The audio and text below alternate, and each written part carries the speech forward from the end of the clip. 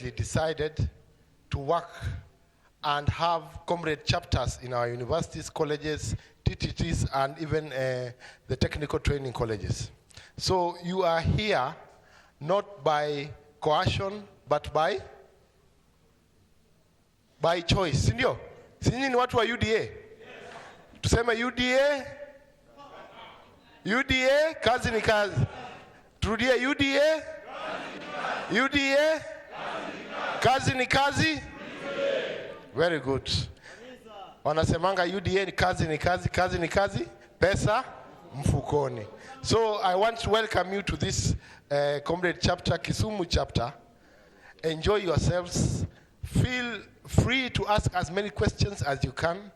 The panelists that we have a lot of information about government, a lot of policies about government. So you guys have the opportunity to interrogate those policies and allow you to have an opportunity to feel how government behaves when nyinyi mkiwa hapo ndani. Ni sawa? Ni sawa? Kwa hivyo tunawatakia mazuri siku ya leo. Tunawaomba mkuwe watu wa kuuliza maswali. We don't ask anybody to stop asking any question. Ask as many questions as possible, but let's be respectful and enjoy ourselves. So thank you very much. Karibuni sana. A better round of applause for our executive director. Thank you so much, Mr. Nicodemus Bore. Right and about now, I want you to request you to remove out your phones. Get out your phones. I know everyone has a smartphone. Sindio? Take a selfie and let us tweet, let us Facebook, let what we are doing here be known across the country and across the globe. Password. There's someone coming around with the password. Wi-Fi. Iko, usijali. Thank you so much. May I call upon our Secretary General to give us a word before we start.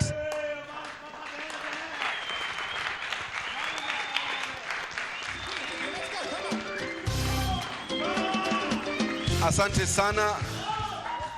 Ladies and gentlemen, this is actually a town hall. A town hall is a policy conversation platform. So we must run this as a media and engaging town hall. And we are very grateful to have the audience of students here to come and engage this robust panel from various state agencies and state departments so that they can respond to some of the issues that are most critical to the students and some of the broader policy issues of the UDA Kenya Kwanza government. We are extremely grateful to be in Kisumu on this day. I tell a lot of my friends, when you go to many places, kama unaenda mahali iko bahari, unabeba swimming costume. Kama unaenda mahali sijui iko matembezi gani, unabeba t-shirt. Kama unaenda mahali sijui unaenda nini, unabeba fulana yako na mpira. Lakini when you are coming to Luo Nyanza, you carry your brain. Because this is where power of the brain meets the people who know it. Kwa hivyo,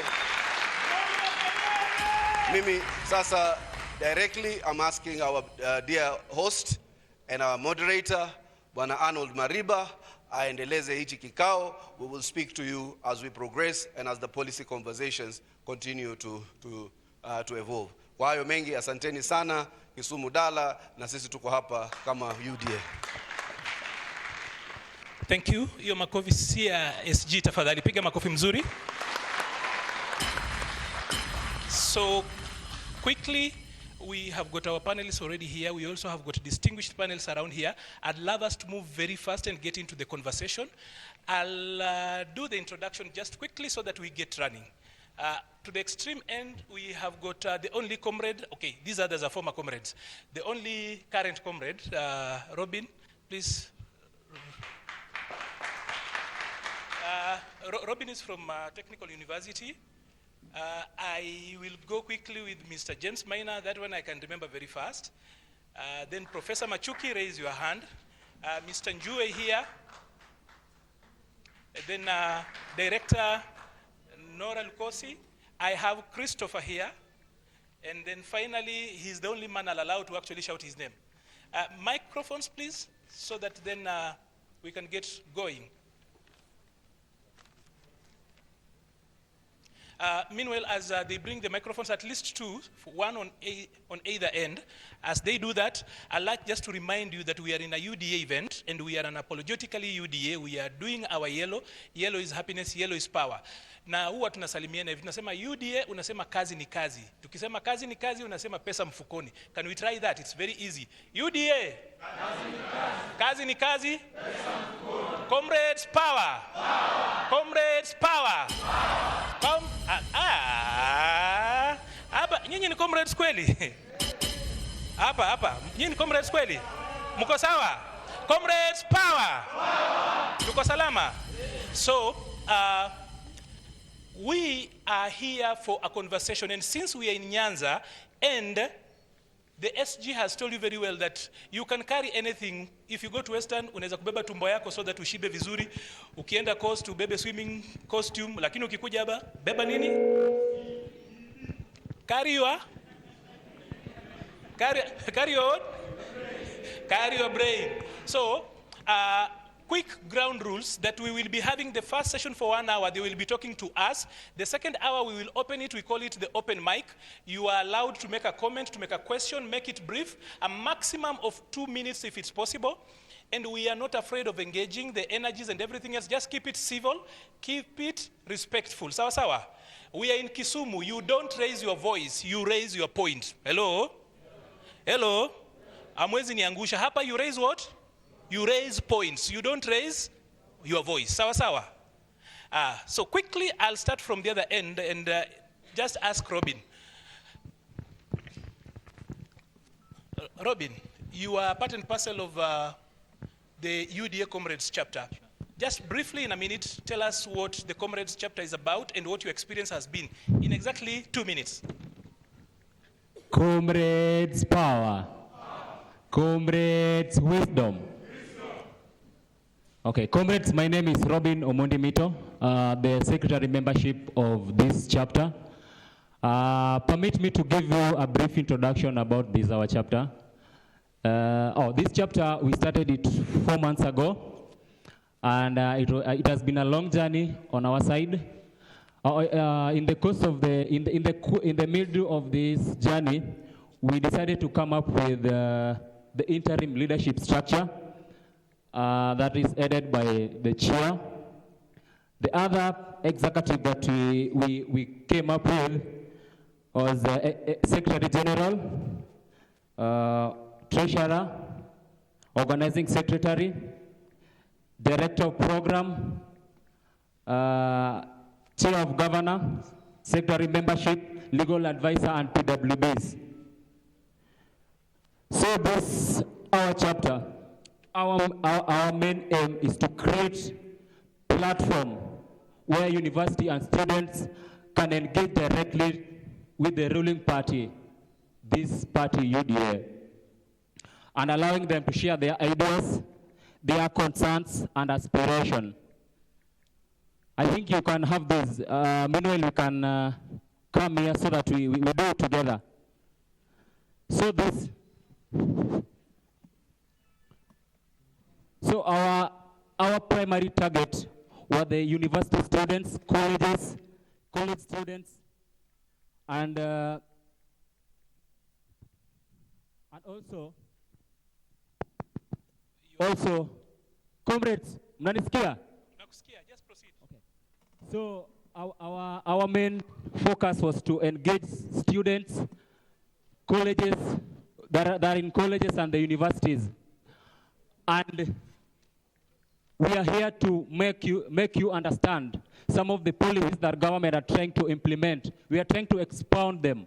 That's why the UDA party, the ruling party, came up with this UDA Comrade chapter, so that we act as a direct link between the government and the students across the country. So, comrades, we are much privileged to be here because this is the party that has invented or has decided to incorporate the student in their quest of running the activities. Further, we decided to come up with a decentralized leadership structure across the country. And as we speak, we have leadership structure across the country. That is 8 regions.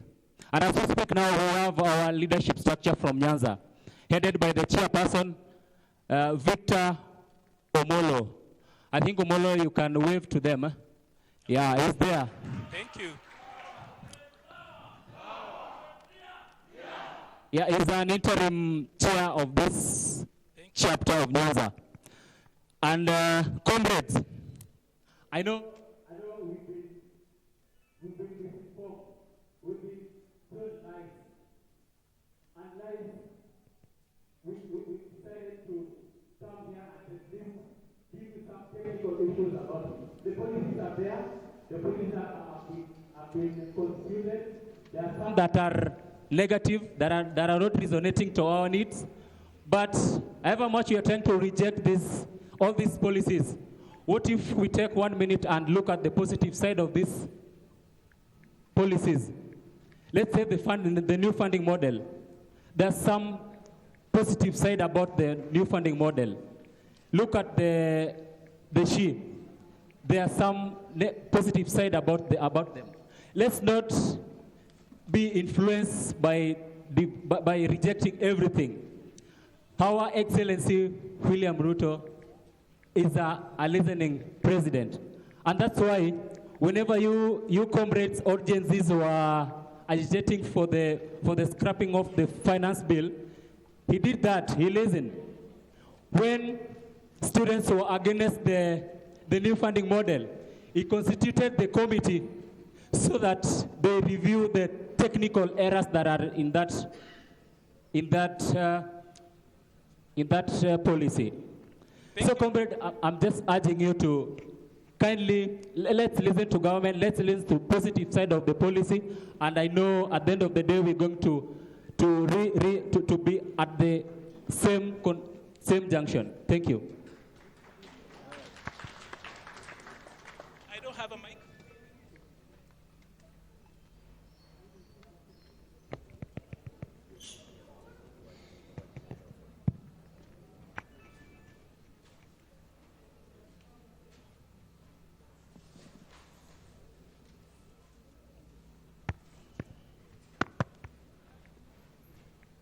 Thank you, Robin.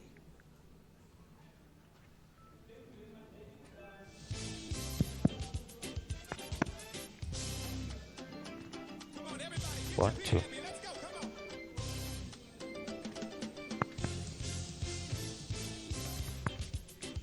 Thank you. I'm Samson Kidera, Assistant Director for Fisheries and Blue Economy.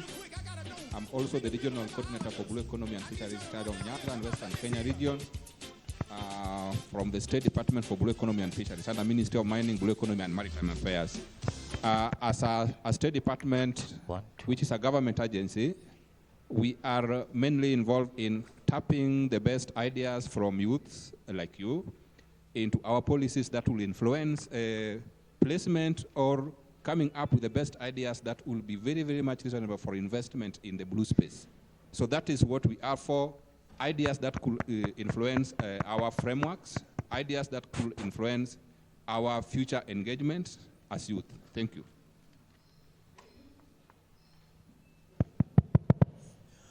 Comrades, power.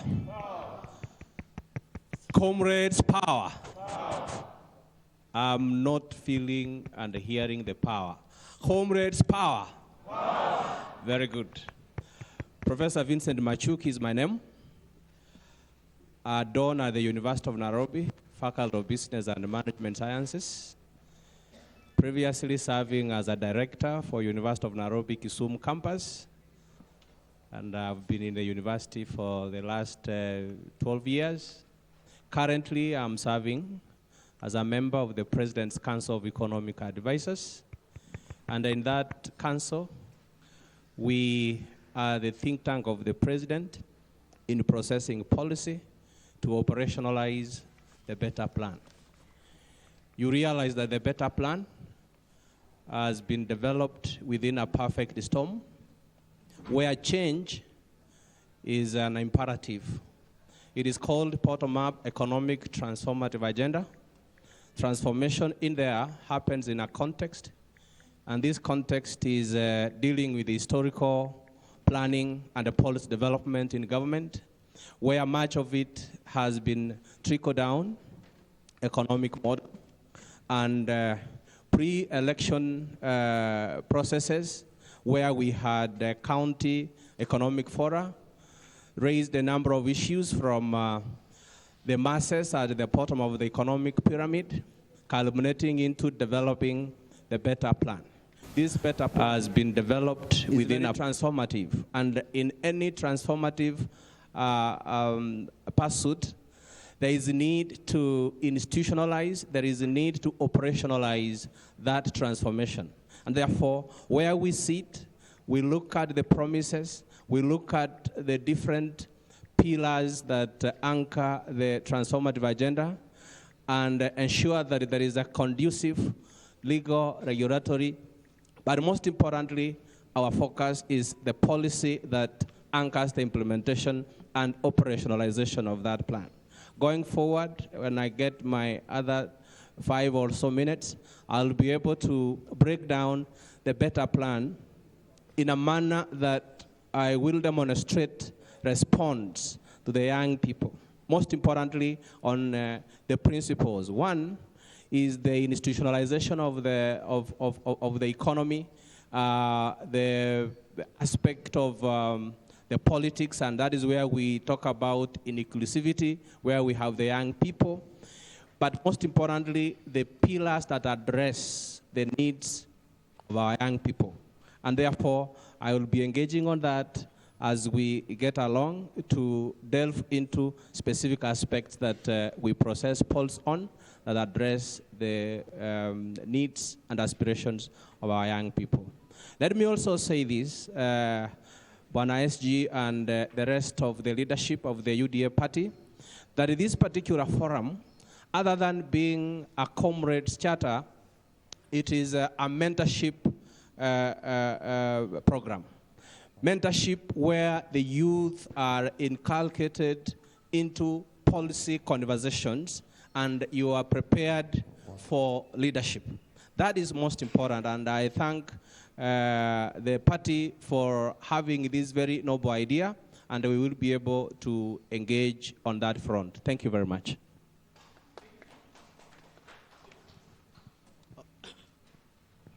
Comrades power. That's too low. Comrades power.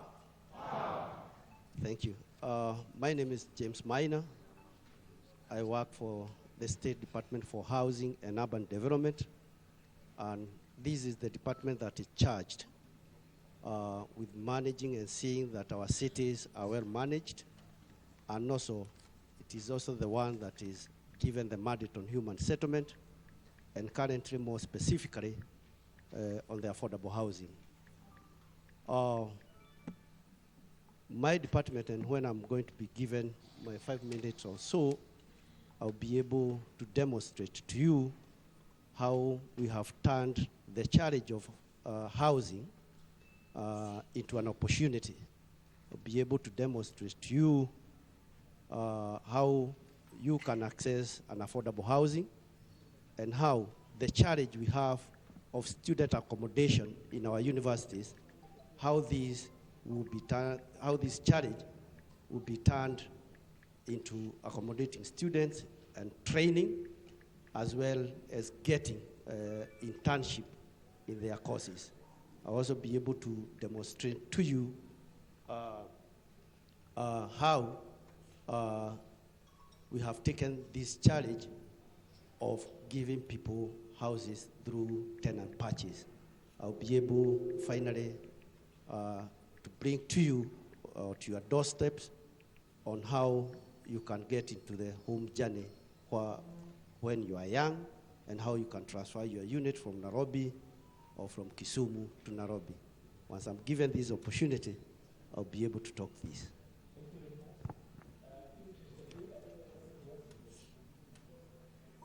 power.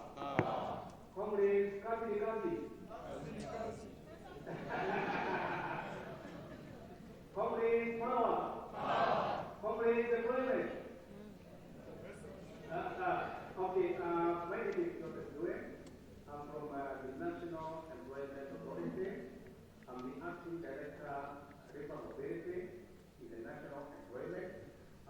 In the National Employment Authority, we actually register job seekers. We look at the various careers that are there. We encourage job seekers to apply for various jobs that are available.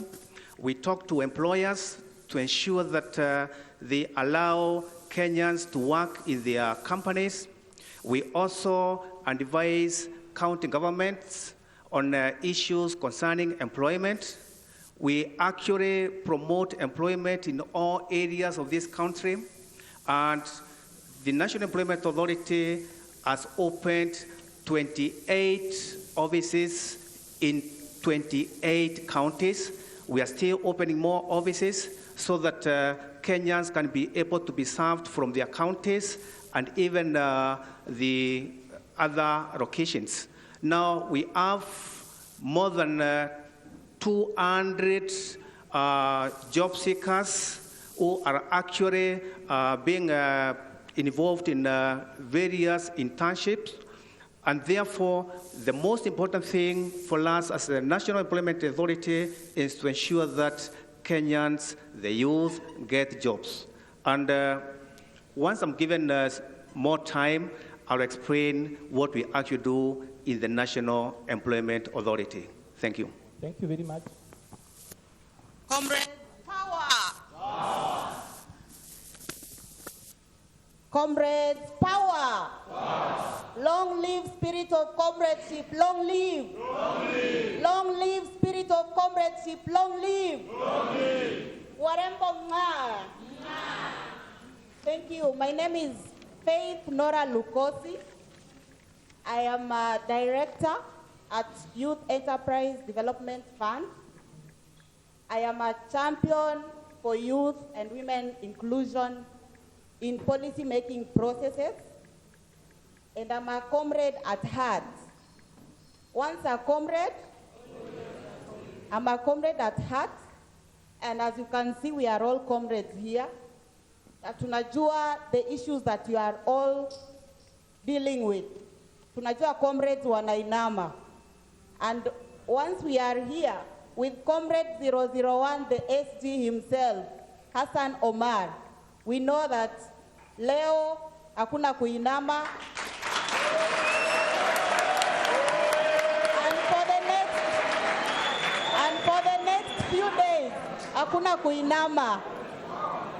And in the same spirit, that is why I'm here representing Youth Fund, kwa sababu sio kuinama tu siku moja, si ndio? And we want to make sure that there is money in the pockets. UDA, kazi ni kazi, pesa mfukoni, that is the in thing. So we are here to make sure there is money in the pocket. So through Youth Fund, I will show you how to access the money from Youth Fund for you to start up some businesses, for you to have some money so that you can generate revenue on a daily basis. Thank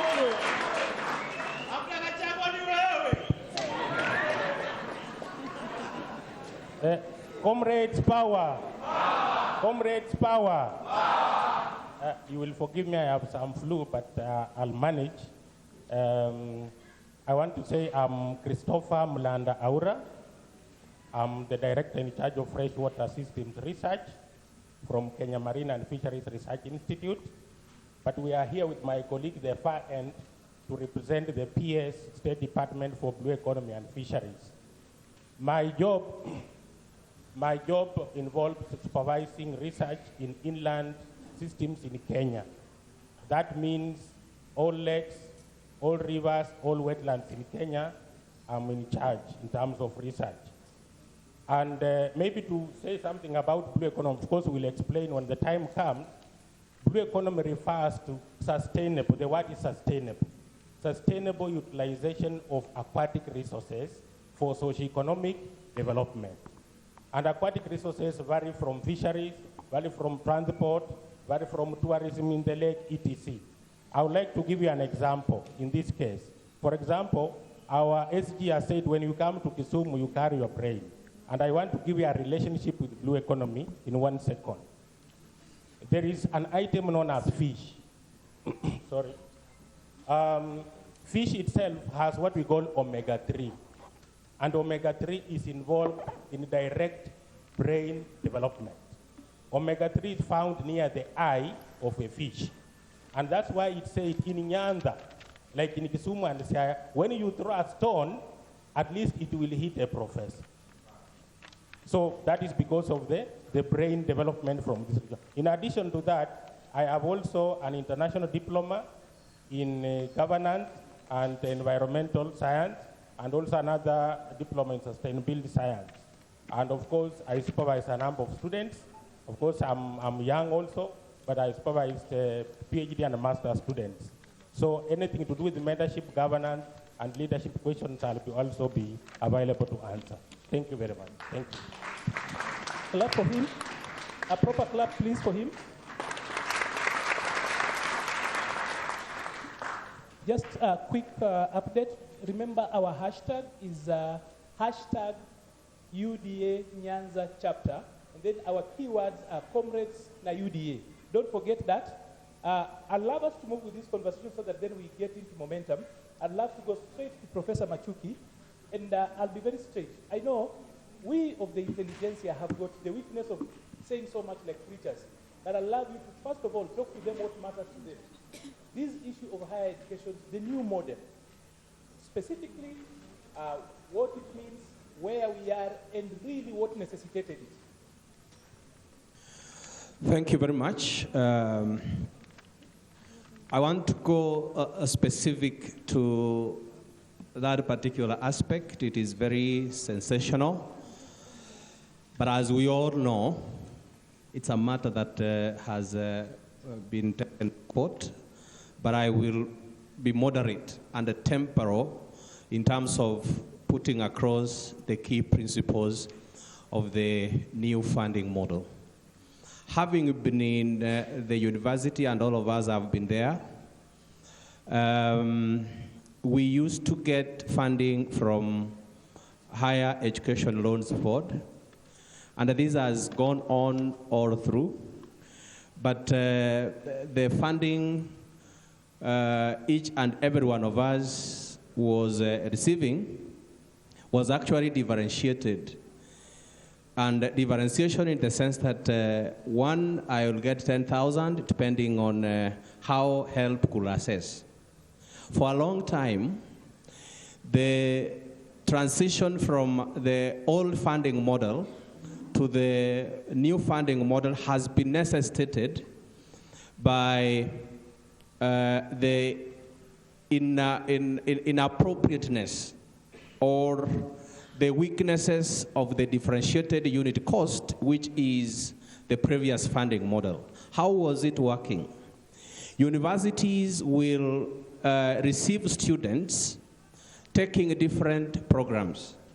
Universities are offering programs that cost different rates to produce a graduate. For example, a student who is admitted to undertake law, and a student who is admitted to undertake medicine, and a student who is admitted to pursue Bachelor of Arts Economics, and is doing Bachelor of Arts Sociology, they will not, the programs don't cost the same to offer. But when it comes to the old funding model, they did what we called an aggregated cost, and then came up with a differentiated unit cost that did not take into account the entire cost of offering that particular program. And when it comes to funding, government used to fund universities through a framework called capitation. And if you went to Treasury, you will find close to around 47 of those accounts for every university. And therefore, what will happen is that a student who is pursuing Bachelor of Medicine, and another one who is pursuing Bachelor of Arts Sociology will get funding at the same level without considering the cost of the program. The second thing was students who come from different backgrounds was never a concern in that funding model because funding used to go to the universities in form of capitation. So you find students from humble backgrounds and those from families that are able, because we know our Kenyan society, we have the haves and the have-nots. They are funded at the same level. You find that even those who do not need that funding are actually given the funding by force, because that was the design of that funding framework. Now, the new funding model then comes in to look at, one, the inadequacy of that particular differentiated unit cost, where the government was supposed to pay 80% of that differentiated unit cost, and the household will take care of 20%. Ever since it was introduced, government never went to 80%. The very first time, it was up to 67%. The second time, 48%. As the current administration was getting to office, it was actually getting to 37%. And over the time, therefore, universities will get into debts. And up to the year 2022-2023, many universities were almost being declared bankrupt. So when we came into office, that was the first thing that was brought to us, and we started looking at the numbers. And when we looked at the numbers, one, we discovered that government needed to fund the universities, not on the basis of unilateral framework, but on the basis of the students and the programs they are taking, and then the students themselves will look at their level of need, so that you fund according to their level of need. So this new funding model considers that the funding has to follow a student. If a student has been admitted to Maseno University, undertaking Bachelor of Science Criminology, the cost of offering that program is what is being funded. So when we went to determine how much should it go to a particular student who comes from this background, who comes from this background, from the Kenya National Bureau of Statistics, we were able to get data with regard to households and their economic power. Economic power is exhibited by the annual income that a household will have. And we found that they were banded at different levels, from those who are the most vulnerable and to those who are most able. So we used these particular levels of household income to have it as one of those ingredients that will be used, those parameters that will be used to categorize all to band students, so that it is possible, together with the other information that an applicant is supposed to provide, the Higher Education Loans Board is then able to process that information, and that processing is done automatically when a student applies. Then you are put in an appropriate band. So when you are admitted to a university, you are given a letter of admission indicating the total cost of the program, and then you are advised to apply for the loan or for the scholarship. The different bands then, when you have a student, an applicant who comes from a very humble background, who is now in band 1, the proportion of the loan is lower, the proportion of the scholarship is higher, and the proportion of household contribution is very low. As you graduate to band 5, the proportion of the loan is higher, the proportion of the scholarship is lower, and the proportion of the household contribution is also higher because you are able to afford. And this is where we were anchoring this on an equitable education system, considering that Kenya, we are in a capitalistic society where different students or different applicants come from different families with different economic ability. So the entire new funding model is looking at entrenching equity, is looking at entrenching inclusiveness, not leaving anyone behind, with the sole purpose of ensuring accessibility to higher education for those that over time have been left out of that particular opportunity. And that is the gist of it. The very specific aspects, because it is a matter that is being prosecuted in our in our courts. The very specific aspects, deep into it, I may not want to get all that, but the very basic framework is that the new funding model is student-anchored, is student-based. The government is buying the services from the university. If the university is offering a service, that service has to be paid for. So government is here buying that service, and it is fee for service. So there is a lot of issues around discrimination and all that, but it is all about the equitable access to higher education for a large population that have been discriminated for a long time using the previous funding frameworks. I think that is all that I can say for now. And unless there is a very specific particular question, because I've just grossed so broadly on the policy framework with regard to how the new funding model was brought into on board to deal with the inequities in funding university education. And this was a recommendation by the Presidential Working Party on Education Reform. They went around the country collecting views, and it was found that the universities were getting bankrupt and not many students were getting access to higher education because of the funding. Thank you. Thank you, Professor. I think it's important to just emphasize that Professor is giving us the bandwidth of the whole discussion, because our politics for the longest time has actually been really anchored on politics of sloganeering. But then the future of policy conversations is actually town hall. And town hall is that he goes through the way he's actually done.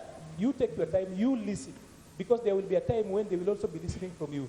I need to remind you this, that they are speaking now, you need to be listening. Because if you don't listen, then you will ask questions that they've responded to, and then I'll disconnect you, alafu utaanza kuleta hapa feelings. Hello? Comrades, tuko pamoja? Hata ukienda shule, if you don't pay attention na umelipa fees, utapita mtihani. So please pay attention. Hello? I'd love to come to Mr. Njue, kindly. And I'd love you to simply try to explain to these students here. Specifically, we've put in about 30 billion shillings in the last about 15 years building the TVET sector. So we'd really love to see the skills that are being developed in the TVET sector, and how from there you actually tell us if there is market for it, as in there is labor market for it. That nexus, how does it work? I'd love, and the other thing that I don't want you to forget is the labor export that we actually are now going out and talking about. We have put in so much money in the TVET sector. Now tell them about the labor export, and because that is a question that keeps on coming up, and as usual it's sloganeered, and people don't want to actually really anchor it home to facts. Kindly. Thank you very much.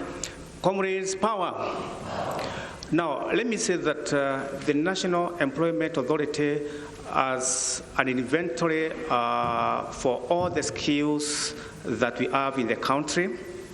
We talked to the universities, tertiary institutions, and other training institutions to ensure that the skills that are being churned out will actually be demanded by various employers. And that is why when we register recruitment agencies, we allow them to look for jobs outside the country. Anytime they get those jobs outside the country, they submit to us what we call a job order or a demand letter. The job order gives the details of the vacancies that are required and also the skills that are needed by various employers outside the country and within the country. It is from the skills that we get from those job orders that we inform the universities and other training institutions so that they can train based on those skills that are needed by the employers. And once that one is done, we minimize the skills mismatch. Because of late we've been hearing people saying, I can do any job, I can do any job. Then it means that you don't have the right skills. And therefore, we are trying to ensure that people get skills that are in demand. And that is why, as I've said, we actually advise or inform the various training institutions on the kind of the jobs and the skills that are demanded out there. Now, we've heard that there are so many people who would want to go to work outside the country. That is fair enough. It's okay, because the moment you get a job, the best thing is to get that job, work, and earn a living. Mumeambiwa mumeinama, sidio? Ili usiiname, just get that job, do your best, na utainama. Now, we have various private recruitment agencies who are taking people abroad. That labor export is very important to us. We know that we don't have enough employment opportunities here in Kenya. And the world has actually become a global village. Therefore, Kenyans can go out there, work, and then invest in Kenya. We need the remittances from people in diaspora. The moment you get that job, please do it to your best. But I would love to urge Kenyans, anytime you get a job, maybe to work outside the country, the person who is taking you there must be a registered private recruitment agency. That person must be registered by the National Employment Authority. If you find that the person is not registered by the National Employment Authority, please don't use that agency. And you can confirm whether the person is registered by the authority by visiting our website, our portal. That is www.naims.go.ke. And again, you must note that if you are to work outside the country, then you must have a contract. That contract must be attested by a labor officer. If the employment agency tells you that the contract will not be attested, please don't accept that job. Or you can inform any of our offices across the country. Now, at the same time, make sure that if you are to go out there to work, you must have a work visa. Don't allow these recruitment agencies to take you to any country with a visit visa or a tourist visa. If that one happens, then you get a problem out there. The country, or rather the ministry, has also signed various bilateral agreements, and given time, I can talk about the various bilateral agreements that have been signed for our moderator. Okay, thank you.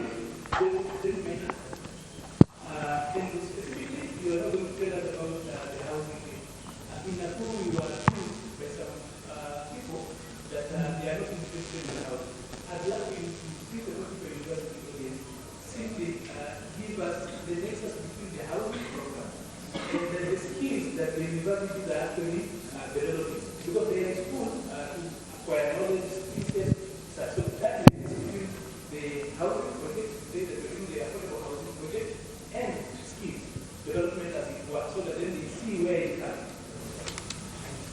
Thank you. Let me first of all say that turning a challenge into an opportunity is one of the key issues that surrounds affordable housing. Why do I say this?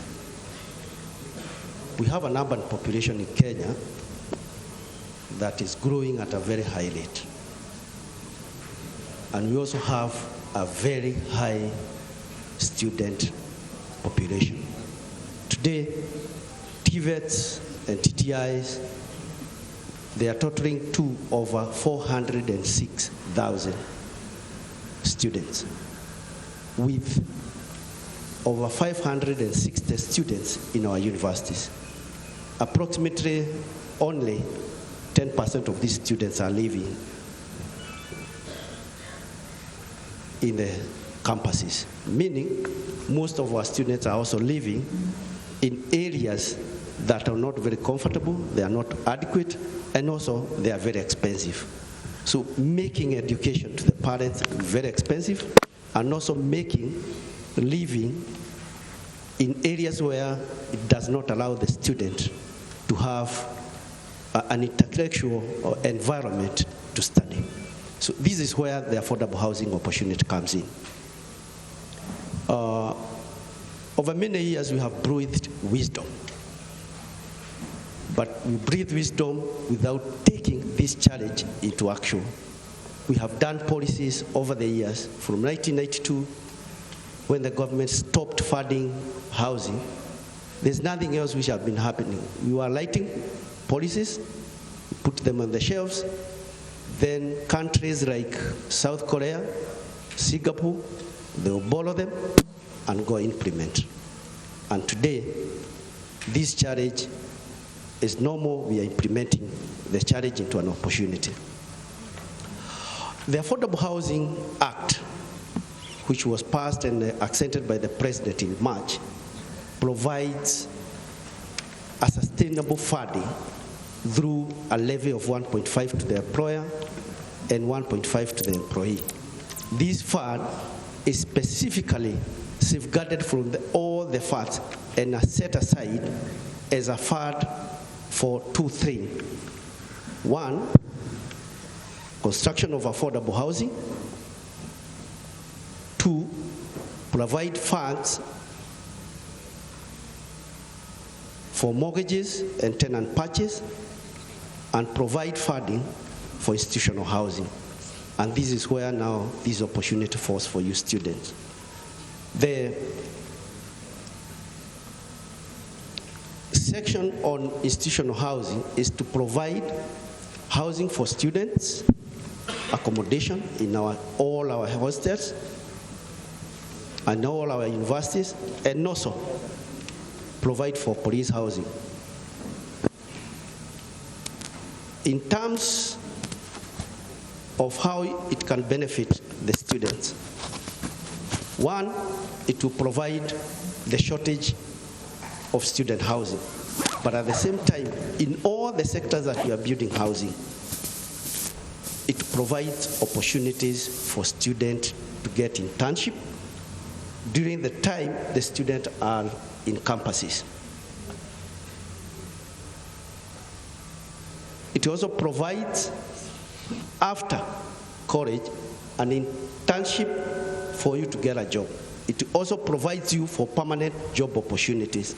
The reason why affordable housing and housing sector is an opportunity for job creation is because it has a very long value chain. For every house that is built, it creates 3 direct jobs. The indirect jobs could be going to 8 to 10 number. Direct jobs, there's no single house you can build without an engineer, an architect, if you have to build a house that is not going to rust, a house that is adequate, and a house with all the infrastructure facilities. You have electricians, all those people who are in the built environment. And above that, even those people who are not in the built environment, it provides a very long chain of financial experts, real estate agents, those who sell houses, a very long list of value chain. Beyond that, it is also going to create a value chain that brings to manufacturing. These tiles, for example, you are here, we are stepping on. Maybe they have come from somewhere from India. They are being done in cottage industry. Very small industry develop these tiles, bring them here, and this is the opportunity we are having as people in Kenya. We can make this tile here in Kenya, sell them here, and what we have done to create these industries is we have ring-fenced supply of materials, making windows, balustrade to our local Juakali and MSMEs. We connect also them to the bank, and we are working with the ministry that deals with SMEs. We work together. We link them to the bank where they can be able to get funding. We also link them to the projects whereby they get these contracts with the contractors and they are able to supply and fix. Here in Kisumu, we have one big project. We have a project that we are constructing 2,300 houses in Lumumba. 75% of these materials that are going to be contributed to working will be locally here, made locally, materials which are sourced here in Kisumu. So an injection of 5 billion Kenya shillings, 75% of that will come back here in Kisumu. It will create jobs, it will create a lot of Juakali sector. They will have contracts where they can work on. And this will go on and on.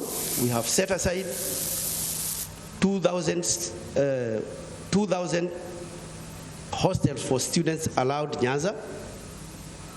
We have selected 188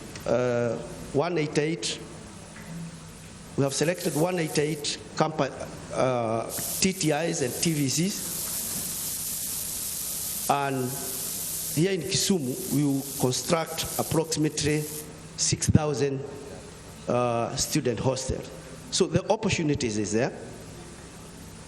And also, I know you say you are young to own a home. We are connecting students as they leave campuses.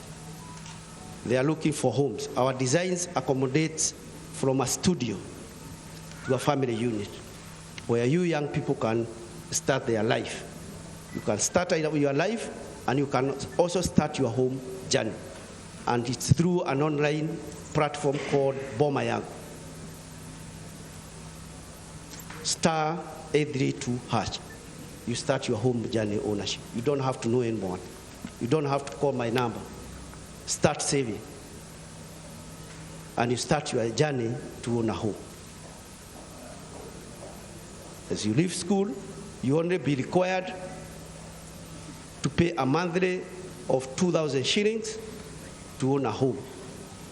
And you can pay that for over the years, up to 30 years. Don't worry, if you leave Nairobi, or if you leave Kisumu to Nairobi, you can move with your house, very simply. You look for a house in Sharumoyo, you have paid 200,000, you have 200,000, you book that house, you return the house from Kisumu, you go and start living in Nairobi, paying same amount. What an opportunity. Asante.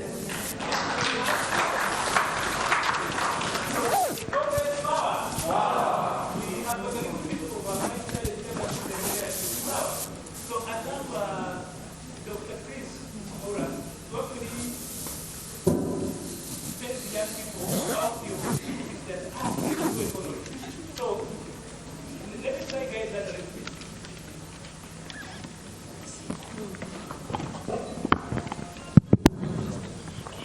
So just a quick one on what the blue economy is. Of course, money has been poured to ensure that we don't talk loudly, but tutaendelea. So, Assistant Director, I'll go with you and then I'll go to Dr. Chris later on. I'm Dr. Chris. Oh, yeah. Dr. Chris. So, yeah. Quickly, the blue economy, the opportunities that exist therein, and then you can tell us about this freshwater system. Okay. What is it? Okay. So, the opportunities for them, and then the freshwater system. Okay, thank you. Thank you, moderator. Once again, comrades power. Comrades power. Thank you. I'll start off with the question, what is blue economy? I had elaborated earlier on, but I'll give a preview in a few seconds. Blue economy, actually, people say blue economy is new. I keep on wondering, blue economy has been there, activities in blue economy have been there for the long, even before us we were born. But the concept is new. The concept is new as blue economy, but blue economy activities have been there. Now, what we talk about blue economy, here we mean sustainable. The word sustainable, as we are all aware, means continuity, longevity. So it's sustainable utilization of aquatic resources for socio-economic development. Not for any other thing, but for socio-economic development. Now, I will focus on this question on what are the activities, what are the opportunities in blue economy. Now, before I mention opportunities in blue economy, I did indicate that I did some governance diploma and sustainability science, and this one will run across everything. Before we go to opportunity, there is what we call uniqueness. Uniqueness. I always tell I'm also young, I also tell my young colleagues, how different are you from another person? How different are you from another person? And that's what will make you better. That will make you above others. For example, you tell a fellow young colleague that he wants a recommendation letter from you, and know what you do? You tell him to go and write. Now, when he writes the letter, where the sentence is ending, there is no full stop. Where you expect a comma, there is no comma. So I'm asking ourselves, I'm asking also myself, moving forward, be very keen and be very unique, so that you are different from others. When they pick from this pool, they pick you. They don't pick your neighbor. And that's where we start from. Be unique. And we also call it have a third eye. People have 2 eyes, but for you, have 3 eyes. See beyond. Listen what the person is not saying. And from this aspect, and you take this aspect in mind, there is a lot you learn from the other. But for you to do that, you have to be critical of yourself. Review yourself. Criticize yourself. Learn to criticize yourself so that you can plan better.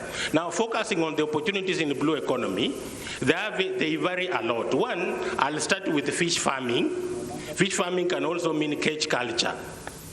And allow me to tell you this, from our state of Department of Fisheries and Blue Economy, since I joined it 15 years ago. Since I joined when I'm still young with the first degree, I know the SG is wondering, 15 years and you look young. I went to school a bit early, and then I did my master's and PhD kufuatana. That's why I've been in a job for 15 years.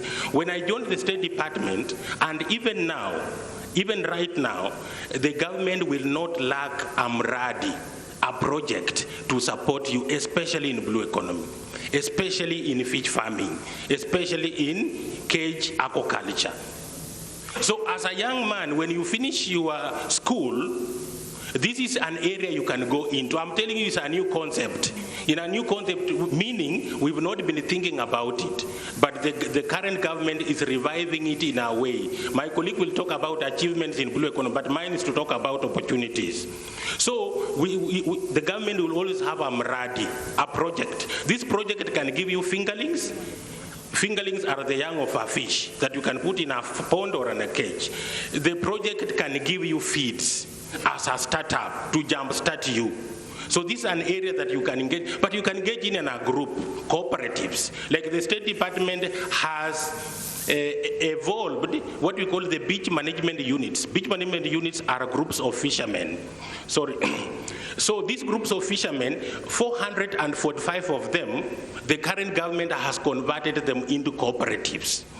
Now you understand the value of cooperatives. Cooperatives you have a higher bargaining power. Like you have a voice.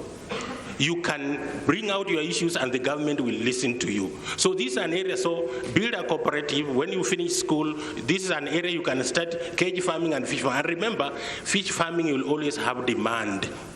There is nowhere in the world where fish will not have demand, anywhere, because it has no side effects.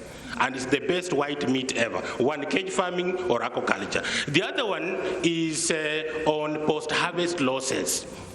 From our research, 60% of aquatic resources go to waste. 60, sorry, I told I had some flu, but I think you're listening. 60% of aquatic resources go to waste, what you call post-harvest losses. Now, how do you do it? You need to understand, how do I increase the shelf life of these aquatic resources? For example, you can form a cooperative and you start just buying refrigerators. I'll give you an example. For example, in Busia, we had fish kills in a cage. So the farmers were complaining they don't have where they can store these fish so that they don't rot. So, and you know, you can't get a market quickly, you have to plan. So this is an area that when you come together, you can build up, have these called facilities or fridges, etc., to undertake preservation or increasing the shelf life of animals or products like fish. Apart from that, there are so many unusable resources in the lake, for example, water hyacinth, hippocras, etc., that people are now transforming it into other uses. For example, Brazil is using water hyacinth to manufacture or to make electricity, etc. There are so many open ways moving forward. The other one is making of nets. Nets. I'm telling you, for us like research, if we want a certain type of net in ya kuvua samaki, I'm telling you, we think about importing. But if you come together as a team, you learn net making, you will expand, you will go far. The other issue, I know my time is, I had many issues, but let me make this last one. I'll give you another. Okay, thank you. The last one. The other one is the use of AI. As you understand, when I joined research, I've learned that there are so many things you learn by yourself or by listening, or you learn by observation than being taught. And that's something I want us to calculate of being unique. Learn more by observation than by being taught. One key thing is AI and programming. The data analysis today, we are doing programming. We are now using AI. Now, the emerging market here, using AI to make graphics. You get some text, you make graphics out of it, and you do what? You advance. Even in publication globally, they are now accepting publications that are advising use of AI in research, in projects, and in whatever. So these are some of the things you can learn. Lastly, of course, project opportunities in terms of proposal development. There are so many people who have ideas, but they don't know how to put it together in a proposal and submit.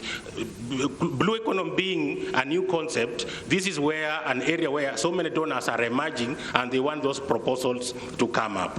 Thank you, moderator. Thank you. Thank you, Daktari.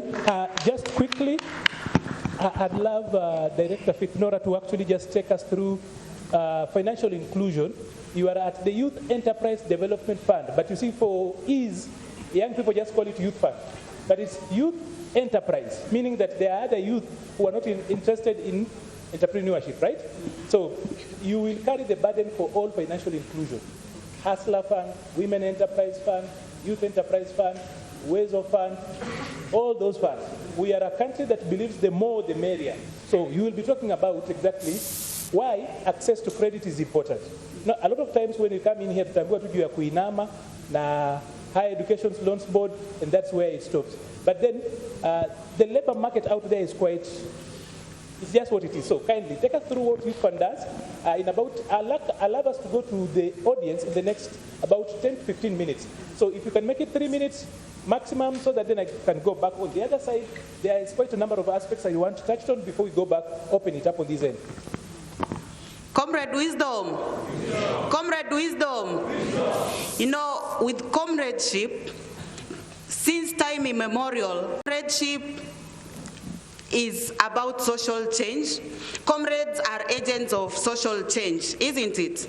And comrades are known for brilliance, for energy, for creativity. I want to appreciate UDA party for creating this civic engagement for comrades, so that comrades are informed about the better model, the bottom-up transformation agenda, the policies that are there, the projects that the government has, and how all these projects and policies benefit you. And why you see all these senior government officers here is so that they can dissect these policies in a language that comrades understand, to give you an opportunity to engage, air your views, and to also make sure that comrades wanajituma so that they can also benefit. Comrade power. So with comradeship ni kujituma, sindio? And we are here to make sure you have information, because information is power, so that you actively participate in policy making, you actively participate in all the opportunities that the government is offering. And now when it comes to financial inclusion, we have affirmative action programs that the government has set up to benefit young people in economic empowerment. You know, with economic empowerment, once comrades are economically empowered, then they will be socially empowered and they will be politically empowered, and they will contribute positively to national building. So we are here through the affirmative action funds to make sure that we are providing affordable credit facilities for comrades, we are providing training opportunities for comrades, and we are providing mentorship and market linkages so that comrades are able to start businesses or expand the businesses that they have.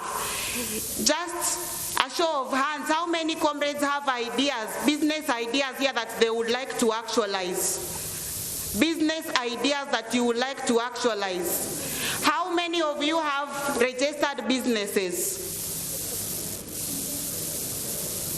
I can see a good number. How many of you have self-help groups? I can see a very good number. So let me go to Youth Fund. Youth Fund ni hazina ya vijana. Youth Fund is a state agency that was established purposely to support young people to start or expand businesses. As Maliba has said, Youth Enterprise Development Fund, we are there to support young people in enterprise development. So if you have a business idea, you have not actualized because of financial challenges, or you have a business already in existence, but you don't have enough capital to expand it, we are here to support you financially, and we also understand the challenges of entrepreneurship. Entrepreneurship is a very lonely journey. We offer mentorship, we offer training, we work with you all through to make sure that you have a sellable product or service in the market. And for the service or product that you have, we also support you with market linkages. It is also one of our key mandates. So the main mandates of Youth Fund are offering affordable credit facilities. That is the main mandate of Youth Fund. When you look at the products that we offer, for the group loans, I've seen a good number of you who have group loans. Please listen to me carefully. Tunataka pesa mfukoni. For the group loans, you don't need to have collateral. It's just registering your group and having a bank account, because we understand collateral has always been a challenge. And also for the group loans, we don't charge any interest on those loans. If you have taken 100,000, that is the amount that you will repay. Compared to other financial institutions, right now, what is the market rate for interest? The interest rate, it's around 14%. But for group loans, Youth Fund, we give you at 0% interest.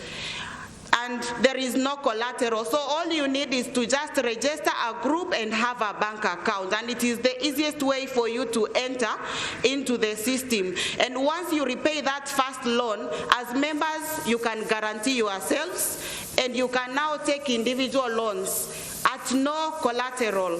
You support each other.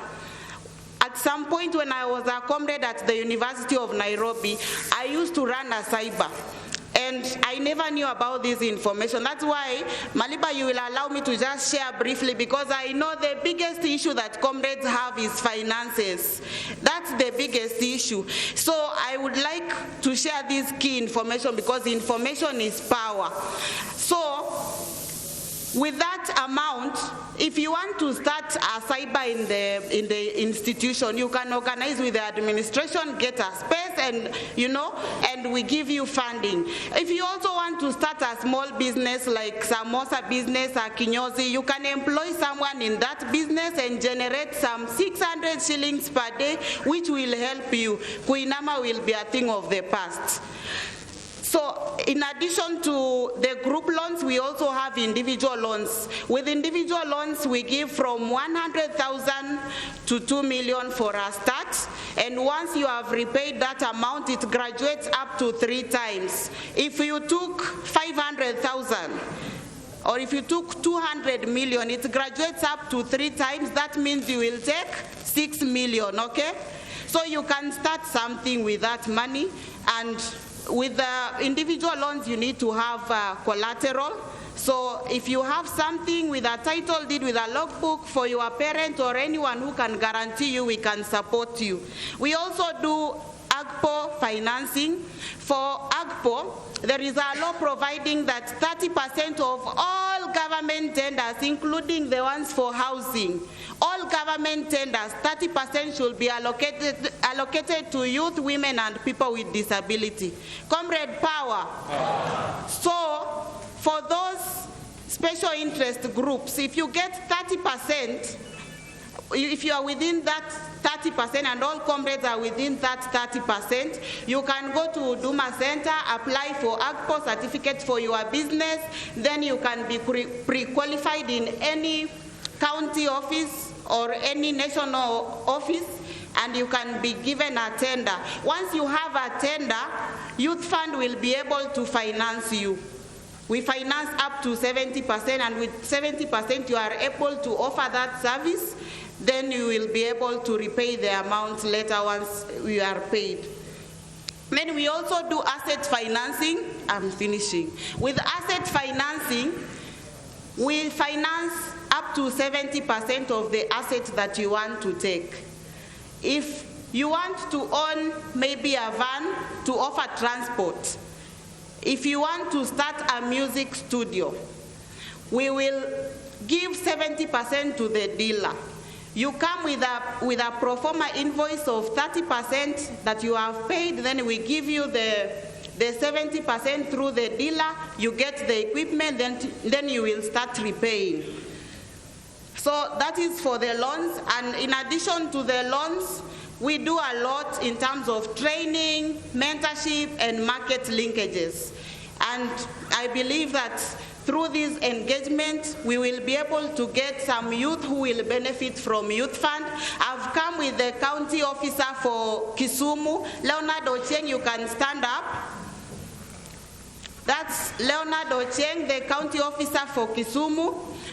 If you need his assistant, the Kisumu office is at Huduma Center, Kisumu. And for the other offices in Nyanza, most of them we are stationed at the county commissioner's office. So you can go there, you can get assisted.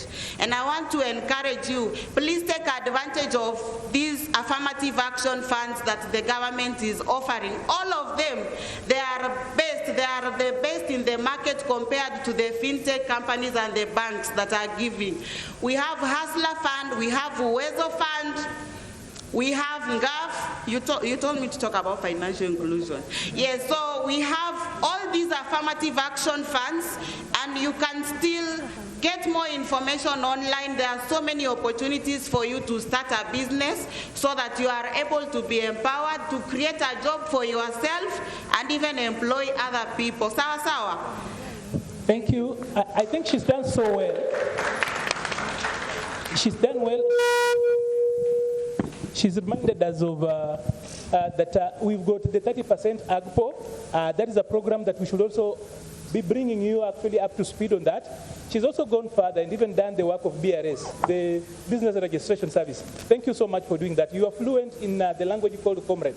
You are very fluent in that. Quickly, I'd love Mr. Samson to just tell us about what your State Department does. Actually, the achievements, not what you do. He's already spoken about it, because a lot of times we have got these meetings and people talk about what they do. They don't talk about achievements. I'd really love, these comrades would love to hear what you guys have done and the opportunities that emanate from what you have done. In 3 minutes, then I would love Professor Machuki to come back and talk about the Social Health Authority, the Social Health Insurance Fund, because that's another place where politicians have decided to just go with sloganeering and cheap lines. You pick two things and run with it. So, Samson, please. Thank you, Comrades Power. I want to say that as a State Department for Blue Economy and Fisheries, one thing that we have done is to bring on board the youths in the blue economy space. One is that through the government of Kenya and working closely with the TVETs, an example is Ramogi Institute of Advanced Technology, we have our youth going to Israel to get more advanced skills in fish farming and aquaculture development. This is a program that is initiated to beef up the better economic model. When this particular young tax comes back home, then they are supported with startups, and this one has made them to change. I have an example, one by the name Kennedy, who recently came from Israel and is doing serious business in cage farming in Suba South. Secondly, as a State Department, we are trying to have an enabling environment for blue economy growth. As the regional coordinator for blue economy, I want to proudly say that we are hosting Kenya Bus Services under Globology, where they are recruiting young marine engineers who are doing boat building, providing transport solution in Lake Victoria. And a number of you have boarded water buses in Lake Victoria.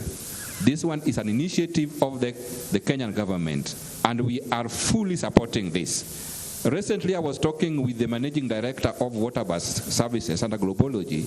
They are lacking marine engineers. And you find that under the Blue Economy Strategy, we are working closely with universities and TVET institutions so that we come up with high skills in marine engineering. So this is an area which is underutilized, and we want to beef up on this.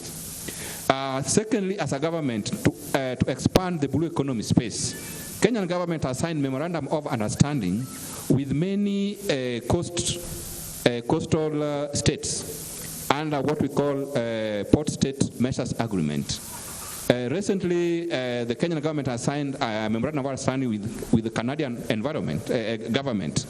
I want to tell you that under the same, we are enjoying what we call the Blue Women in Blue Economy Enterprise Challenge Fund. Through this kind of initiative, we have young organizations. We have Rio Fish Farm and Lakers who have benefited from 56 million Kenya shillings, which was awarded to them. And I think these particular checks were given to them by His Excellency the government, the President of the Republic of Kenya. If you go to where these particular organizations are doing their business, one is in Suba South, in a place known as Nyandiwa.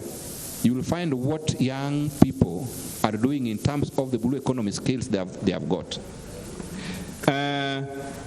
We are continuing to do training. Currently, we have trained 875 young youths as seafarers. And who are seafarers? You find before, we have those people who are doing fishing in the EEZ, in the Indian Ocean. They were putting up flags from other countries. Proudly, Kenya is currently putting a flag in the EEZ. And we have insisted as a government that the people who are working on board these particular vessels are Kenyans and the youth. So we are currently going on to bring on board more youths from universities, from colleges, with skills in blue economy, so that we continue with them as seafarers. Before, we did not have Kenyan seafarers. They were coming from outside Kenya.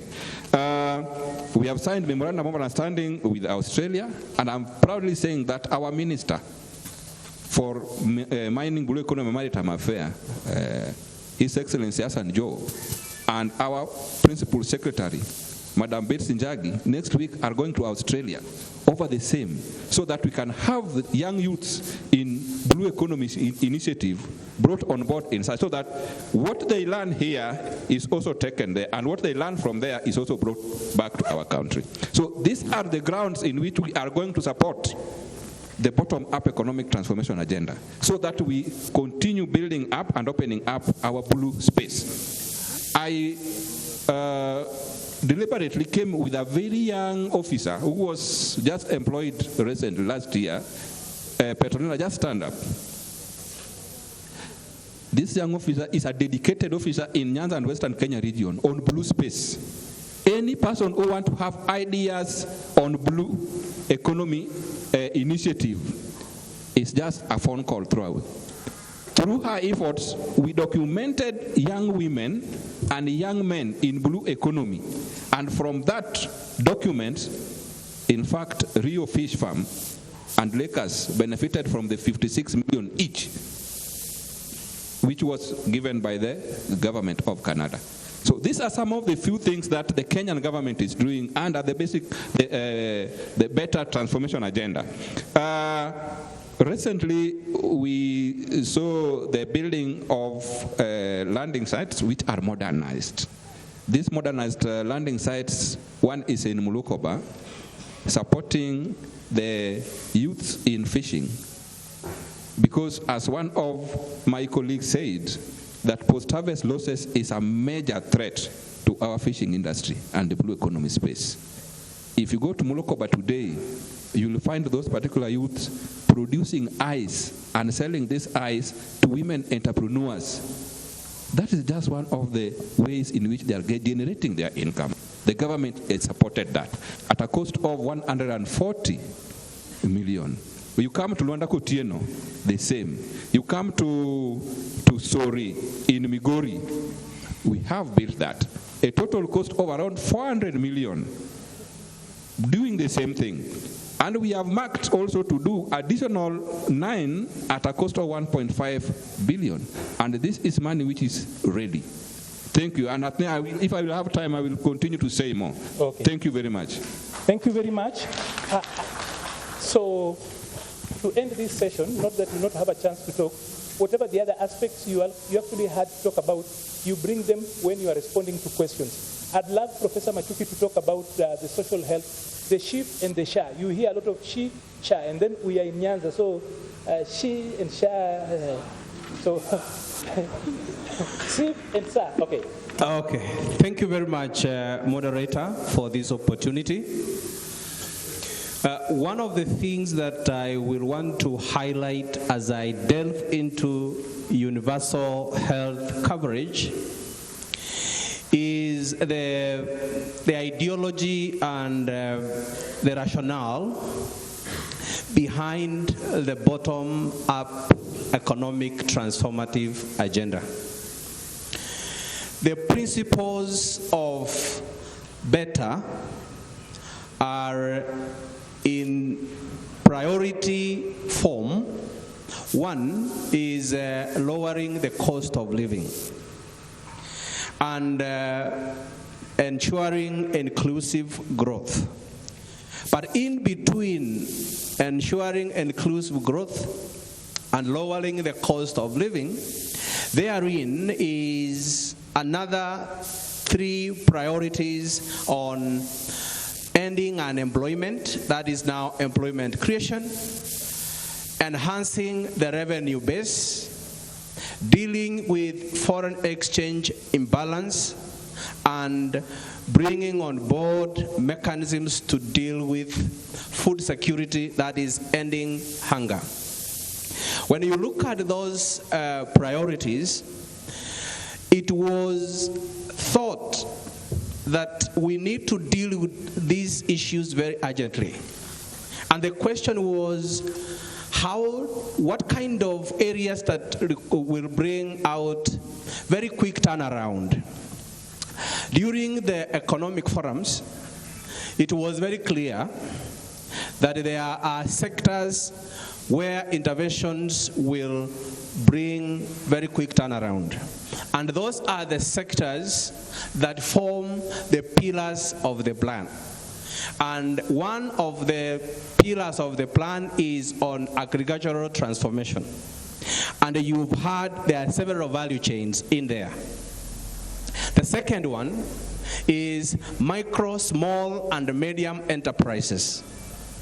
From the discussions here, I wanted to interject and indicate to youth that an opportunity that arises and that is there given to you is, one, over and above having an idea, it is important to operationalize this idea through a business plan. And I want to be very clear that having money doesn't buy you thinking. Having money doesn't buy you brains. It is about looking at the problems in society, identifying opportunities, and converting these opportunities into ideas that you package into a business plan, a very simple one, that you can know how much resources you need and how do you utilize these resources to operationalize this idea as a micro enterprise, as a small enterprise, growing into a medium and large enterprise. So these catalytic funds that have been provided by government, moving you away from predatory funding, is to empower young people who have ideas. Ideas are most important than their finances. You can have finances, but if there is no idea to operationalize, deal with a problem, and create more jobs, then funding only cannot solve a problem. But I'm happy that we are dealing with a critical mass of ideas here, because we are university students where brains are at action. And that is where the entire value chain from what has been said in the blue economy, it's actually on medium, micro, small, and medium enterprises. The third pillar in the plan is digital superhighway and creative economy. All of us have an appreciation that we are moving from the old manual and archaic jobs. So we have internet that has revolutionized the way we work. And the government has created opportunity by establishing digital hubs in almost every constituency in Kenya, where online jobs are, and the artificial intelligence that our colleague was talking about, and how you can turn several of these issues into opportunities are in digital space. The fourth pillar in the plan is affordable housing. My colleague here has talked about, and the other one is universal health coverage. Now, in universal health coverage, it is very clear that a healthy nation will be an economically and socially empowered nation. That is one. Two, combine health and education, then you will have a superb a society. So an educated society, a healthy society will realize the socio-economic priorities and they will participate. As young people, the issue of health, and as a former lecturer in the university here and a director, many of the students will come to our university clinic and we refer them to Jaramogi Oginga Odinga Teaching and Referral Hospital. On arrival, they will say that the services there do not match the kind of expectation. But then, how did the government conceptualize universal health coverage? As a universal thinker, as a universal person in a university, in a college, universal health coverage means access to quality and affordable health care provision. That is what it means. So, in analysis over time, there has been problems and challenges on various areas on healthcare system in Kenya. And I'm saying this from an understanding of all of us that healthcare is devolved. Allow me then to take you through what the universal health coverage is all about. Then I will explain where SHA, SHE, and all these others come in. The key principles that guided the thinking behind universal health coverage, and as a bottom-up orientation and in terms of solidarity and comradeship, healthcare, we want to have access to efficient healthcare, and we want to have healthcare system that is accountable, but also that respects human rights. Those are the principles around universal health coverage. Now, what were the issues that we were dealing with when we were analyzing the healthcare system in Kenya? One, financing. When you look at financing at both the primary healthcare provision, there is a gap. Primary healthcare is supposed to be the government funding that particular level of offer. And what do we mean by primary healthcare? Primary healthcare is what is offered at level 1. That is the dispensaries at the very local level. But when you go to those dispensaries, you find the infrastructure is dilapidated, the facilities are not able to anchor the quality of care that is expected. And that is why the government then, through universal health coverage, passed a law, because we have 4 laws that have been passed to anchor universal health coverage. It passed the first law called Primary Health Care Act. And what does it do? Let me take you through what that law allows government to do. And it is all about ensuring that at the level of health facilities that are level 1, the Primary Health Care Act provides a framework for access to quality health care at the very lower levels, and that is where you have the primary care networks that have been created, and recently government launched what we call voluntary or community health promoters. These are people who go through our households and take note of our health situation at household level, and then they refer. That is fully government funded between level 1 and level 3. You will understand that county governments are also involved, so there is working with the national government and the county levels. So dealing with human resource at that level, dealing with facilities at that level, then you can assure quality health care access.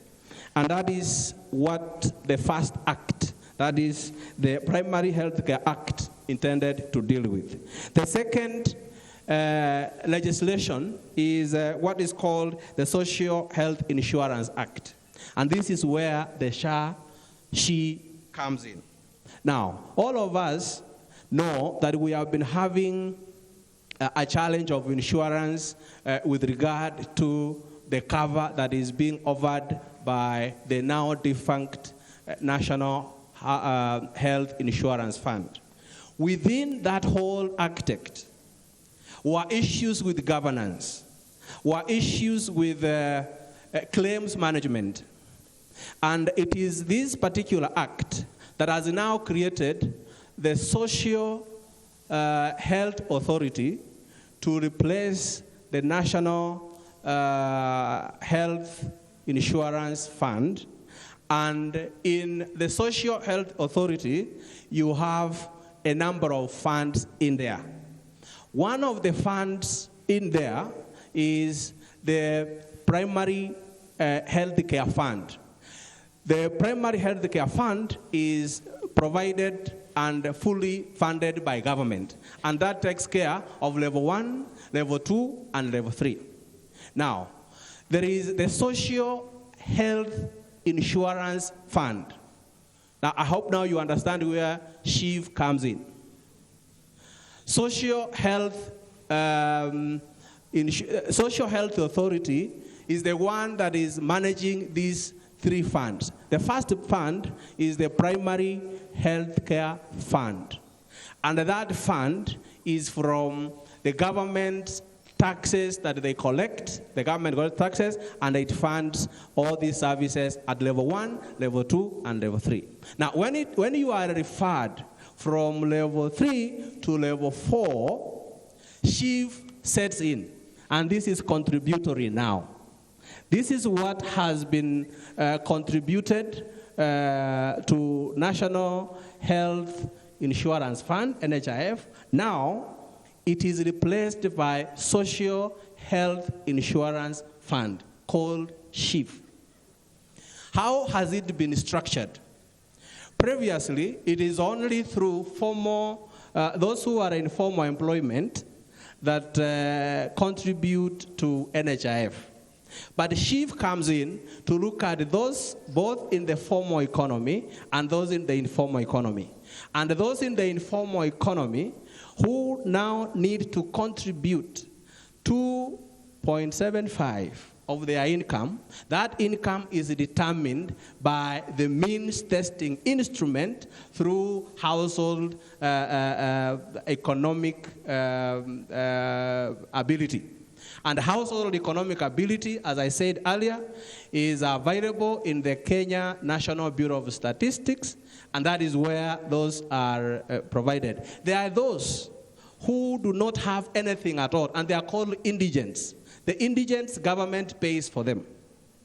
The rest then contribute 2.75% of their gross income, and that is contributory, and it will now levelize, and it will have bring about equity, and it will have a broader pool from where this is going to come from. Now, there is the third fund called the Emergency Critical Care Fund, and this is where for the critical illnesses. And as you are referred for those who have critical illnesses to level 6, government funds that fully. So I needed to explain that we are now moving from individual contributors to household contribution. And I think this needs to be very clear. It is household.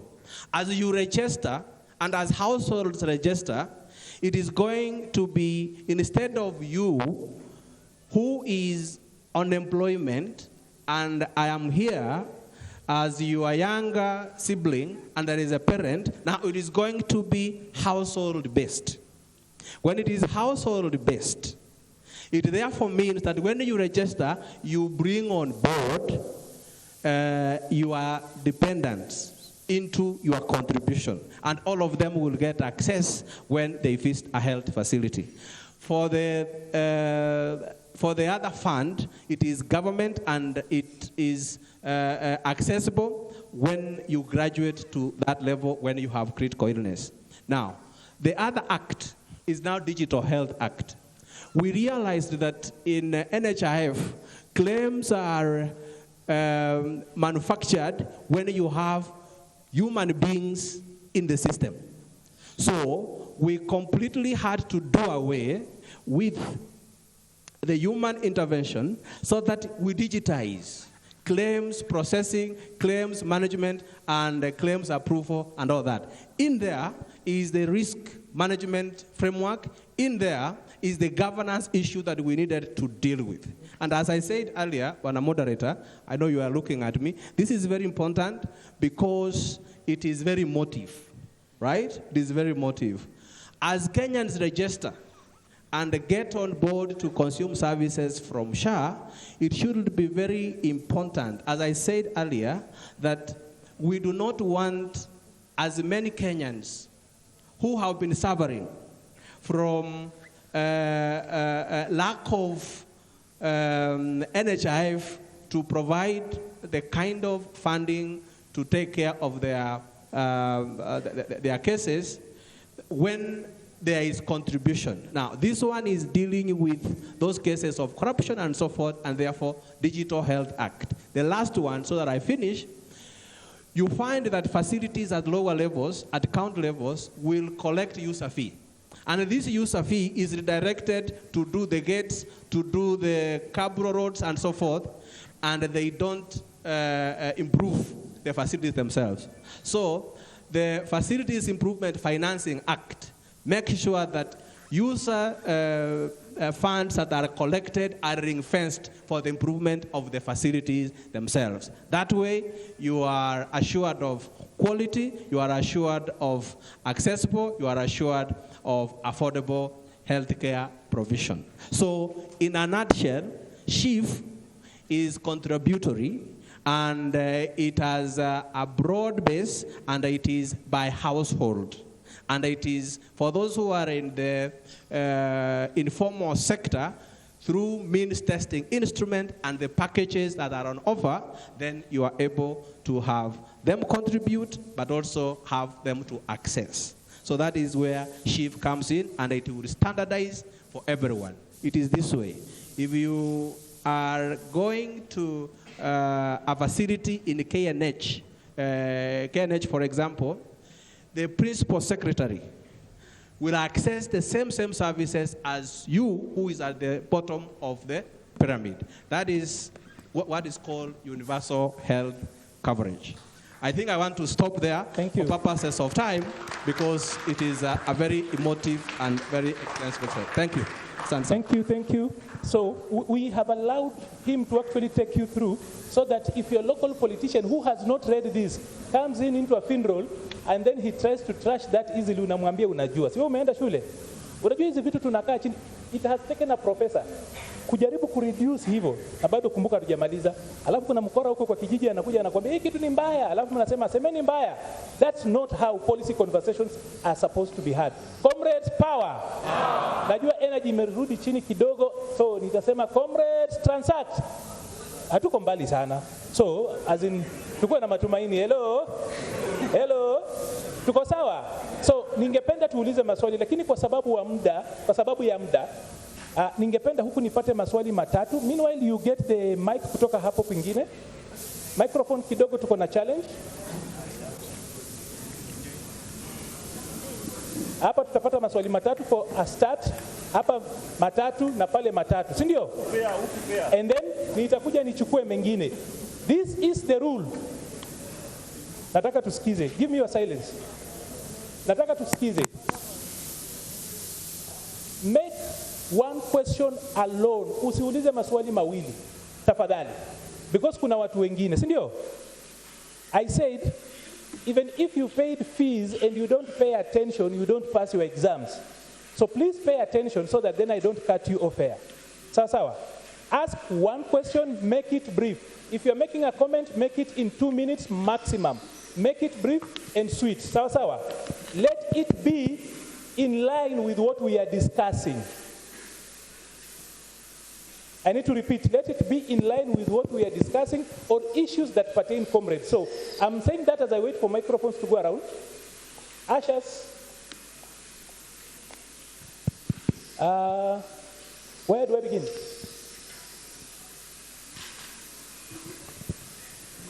And as we do that, I just need to make very brief introductions, not just kujua tu kuwa kuna niliona chairman wa Kisumu hapa, the venerable Bo Mbuta ama alienda. Nimeona hapa coordinator wa South Nyanza, Kennedy Oliet, mheshimiwa. Alafu iko watu wa Nyamira na Kisii hapa. Unajua hapo ni lazima nikuweke hapo kwa sababu treasurer anatoka hapo. Otherwise tunaweza kosa kwenda home. So, treasurer, Mheshimiwa Nyakundi, just say hi. Tuko na yeye hapa. They will actually have a time to actually speak to us. So, let's go. Thank you for that opportunity. Your name, the institution, and your question. Okay, my name is Dan Siwa from Maseno University, from Chia County. So, we are here discussing about issues that affect comrades. And we have one thing that affects comrades, and it's a thorn in the flesh. And it's about comrades' power and comrades' leadership in our various institutions.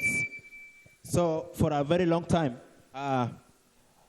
in the recent past, comrades' power is diminishing.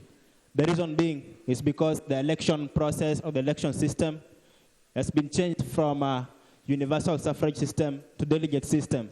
And this one has cost us because it leads to election of soy boys and mama's boys that can't represent comrades' affairs with vigor and the courage that it takes. So, being that we are the ruling party, UDA is the ruling party, and we are part of that party, our humble request is to our MPs that the election system in our various institutions should be reviewed so that comrades will have leaders that will be able to represent them in various forums. For instance, in our previous engagement with His Excellency, Mr. President, during the NFM, we had various leaders representing us there at the State House. So we have some our leaders who could not even address the issues pertaining to the NFM. So we'd like that the election system should be reviewed and be restored back to the universal suffrage so that we have strong leaders. Thank you. Fair enough, fair enough.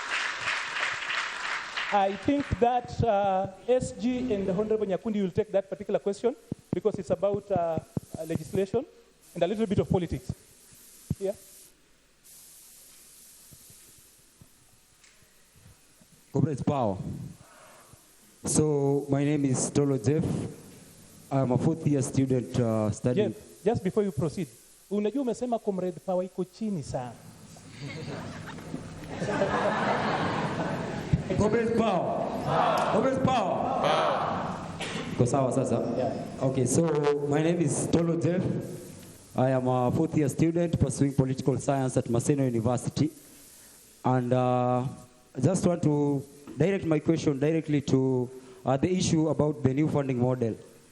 I think, in my own understanding, there have been a lot of controversies and a lot of discussions going around the whole thing.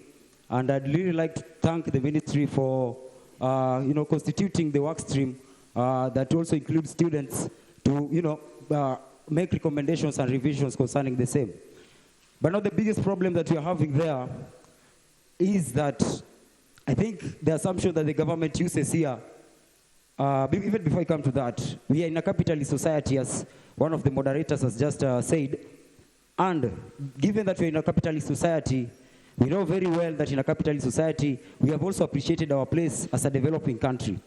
So, and I think the assumption that is being brought by the government is that everyone is rich until proven poor. But yet the reality is that everyone is poor until proven rich. Comrades power. Now, my point is this, concerning the new funding model, we're talking about the bottom-up economic transformation agenda in an era where public participation is very important. And to that extent, The problem that I think can I say this current regime is that you develop ideas first and then struggle to explain it to Kenyans later. I think it should be that ideas should be originally, or they should be originating from Kenyans before now it goes to the government.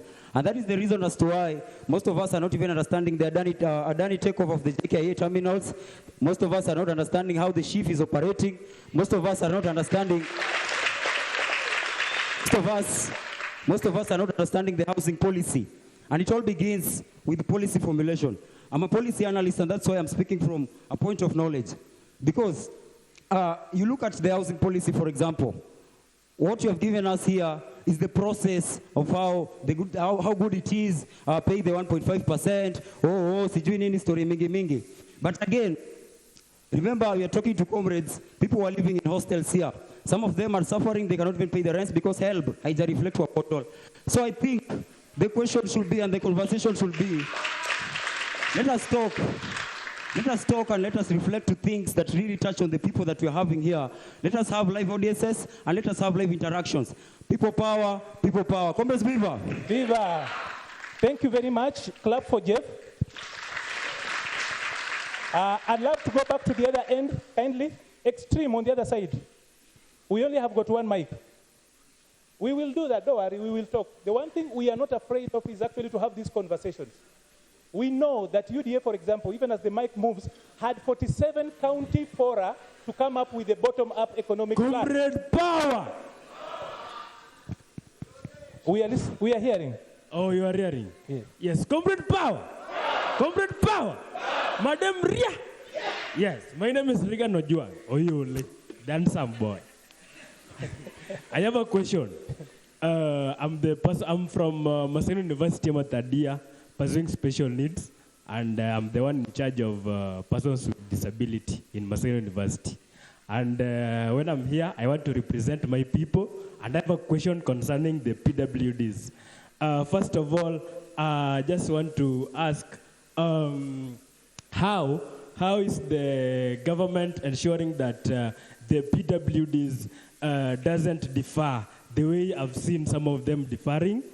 What are some of the things that you put in place to ensure that they land smoothly?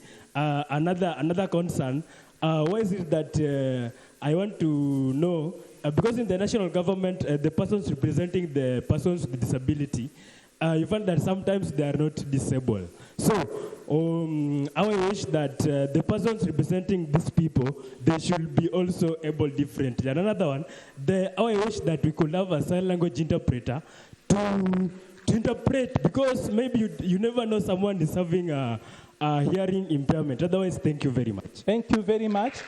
Very valid concerns. The other guy there at the extreme, here. That guy there, okay. Please stand up quickly. Comrades power. Hello everyone. My name is Brian Haemba. I have a question for the panelists and our guests. Karibuni sana. Welcome to Kisumu. This is the home of, we like championing reforms. And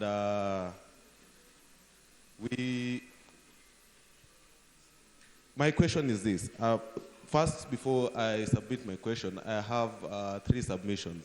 First is an acknowledgement, and then a question, and then a recommendation. First, I would like to acknowledge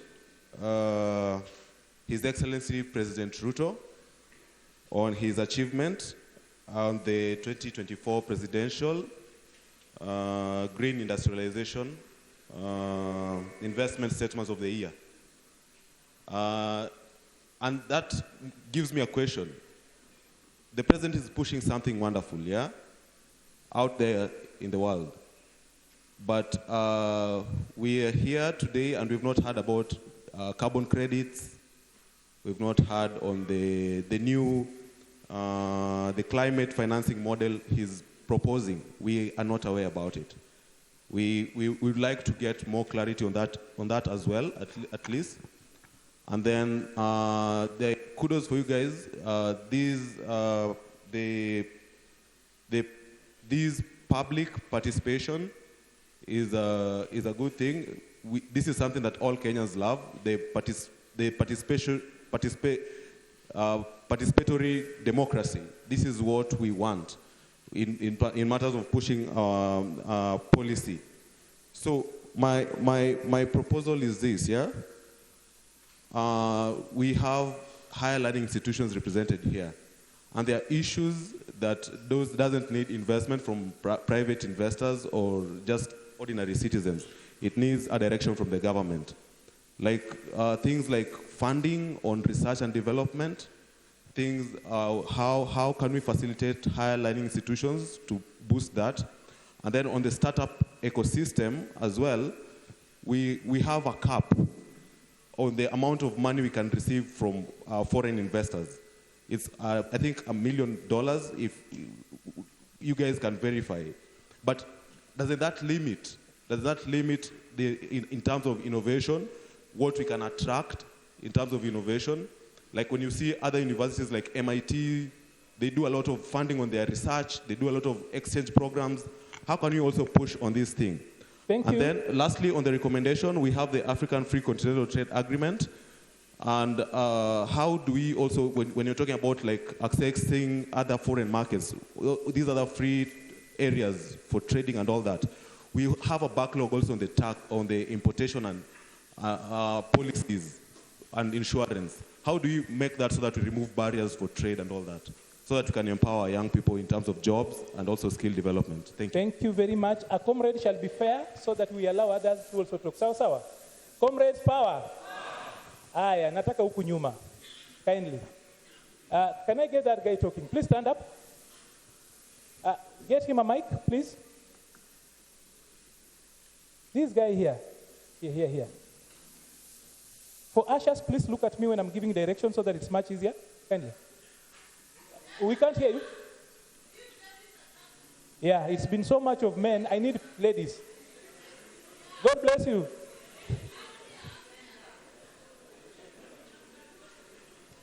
Meanwhile, as they fix that, just wait, I'll be back to you. As they fix that, let me get a lady here.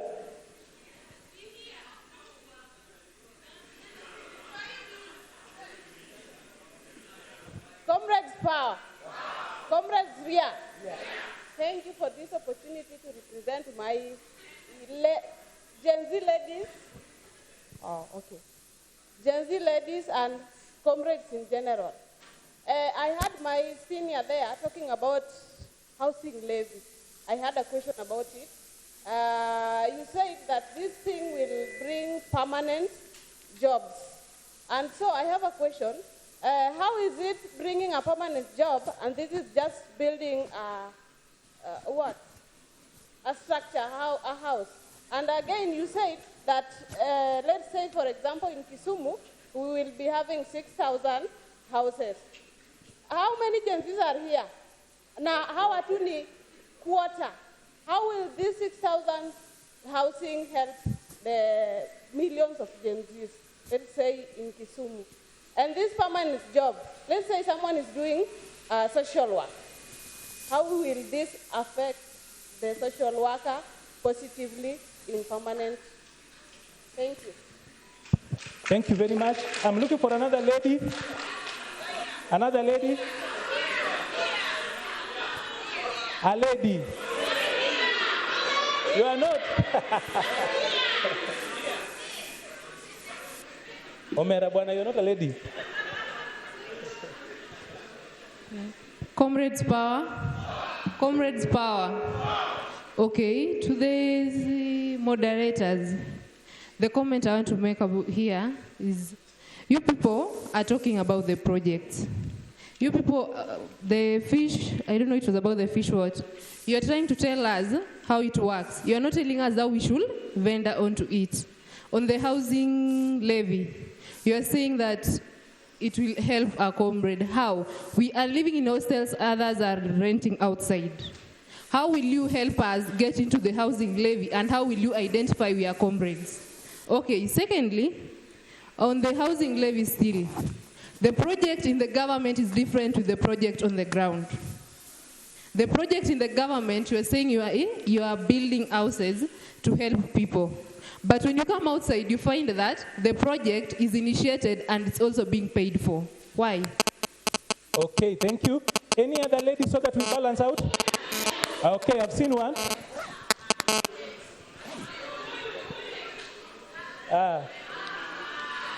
Tunakuja. Comrades power. Tumpatie space tafadhali aongee. Good afternoon, everyone. I am a second-year student from Mateno. I'm pursuing international relations and diplomacy.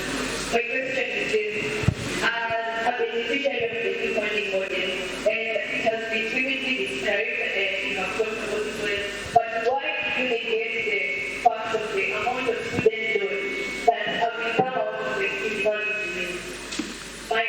Once I complete my degree, once I start working, the amount of money that is going to be deducted in my pay slip in student. Why is it that in the old funding model, the amount of student loan that the companies come out of school with was not that much? But currently I will have to pay a lot, yet even the services in the university are not up to standard than as compared to the amount of money that is being deducted in my school fees. Thank you. Thank you very much. Kindly get me that microphone. I'd love those questions to be responded to and then run one more round.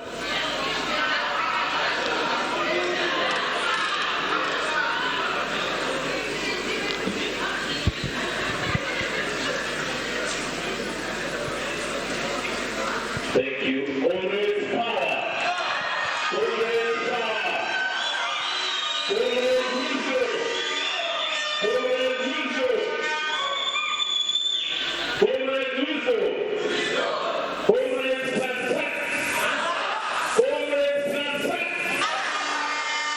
Thank you so much. My name is Dr. Nekundi, Member of Parliament for Kisumu South and North, and I'm also the President of the UDA.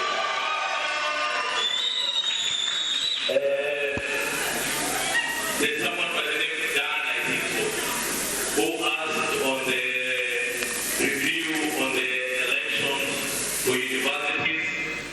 He wants the university to go for the electoral system and the delegate system. I want to fully agree with him that if other elections go for the electoral system, even the universities, I want to support them that the university should also go for the electoral system so that the students can choose the leaders that they want. For the electoral system, it has a lot of manipulation in it, but the electoral system, the students will be able to choose the leaders that they want. So I will take it up from there, and very soon I'll bring it in Parliament, and wherever you are, make sure you support me. Number two, it goes to Jeff. Jeff, he was a university who's studying policy and stuff. I want to agree with you that as a government, the UDA government, led by President William Ruto, we agree that we brought a lot of changes and a lot of policies that is to the benefit of the people of Kenya and to the benefit of Kenyans. And I want to agree that the change of policies has not been so smooth, more especially because we came up with the housing levy, we came up with the university funding model, we came up with SHE and SHIV. We've come up with a lot of things. I want to agree with you, and I want to agree with the comrades today so much, and I want to appreciate you, because when we had the challenge with the university funding model, you accepted to sit down and talk about it, and now the president listened to you, and you created a team that is going to look on the university funding model. And I believe this This is to the benefit of the university students, and I believe that with you sitting down together with government, we are able to look onto this matter and make sure that the students are able to get the money that is required for their studies in school. So I want to agree with you that we came up with a lot of policies which are good, but what we did not do, we did not have proper and good communication so that we're able to carry the citizens along with us. But we've gone back and agreed that we are going to do such kind of public participation so that we are able to move together as a nation. Lastly, I want to tell all the comrades that we as the UDA party, we are going to do these forums. We started doing these forums because we wanted to make sure that leadership and governance is implemented from the university level. People like Hassan Omar, who is here, he was a Secretary General. He was a student leader like you people. The chairperson of the UDA party, our able chairperson, Cecil Barire, who is the governor for Embu, was a student leader. And that is the reason we have come here today to make sure that we've mentored you, we've assisted you, because we know that you are the leaders of today and not the leaders of tomorrow. Some of you who are inside here are going to be members of parliament. Most of you who are here are going to be CEOs, are going to be governors, are going to be senators, are going to be people of respect in this society. That is the reason we have started this mentorship program, and we are running across the country to make sure that we bring as many young people as possible to the mentorship school. And the UDA party is also starting, we're also building a leadership and governance school to assist such kind of people like you. So, comrades power, comrades power. So kutoka hapa tuna transact, si ndio? Hakuna kuinama, si ndio?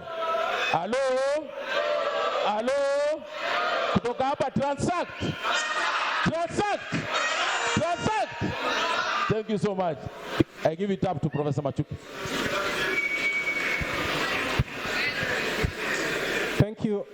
Thank you very much, Honorable Japhet Nyakundi, for that explanation.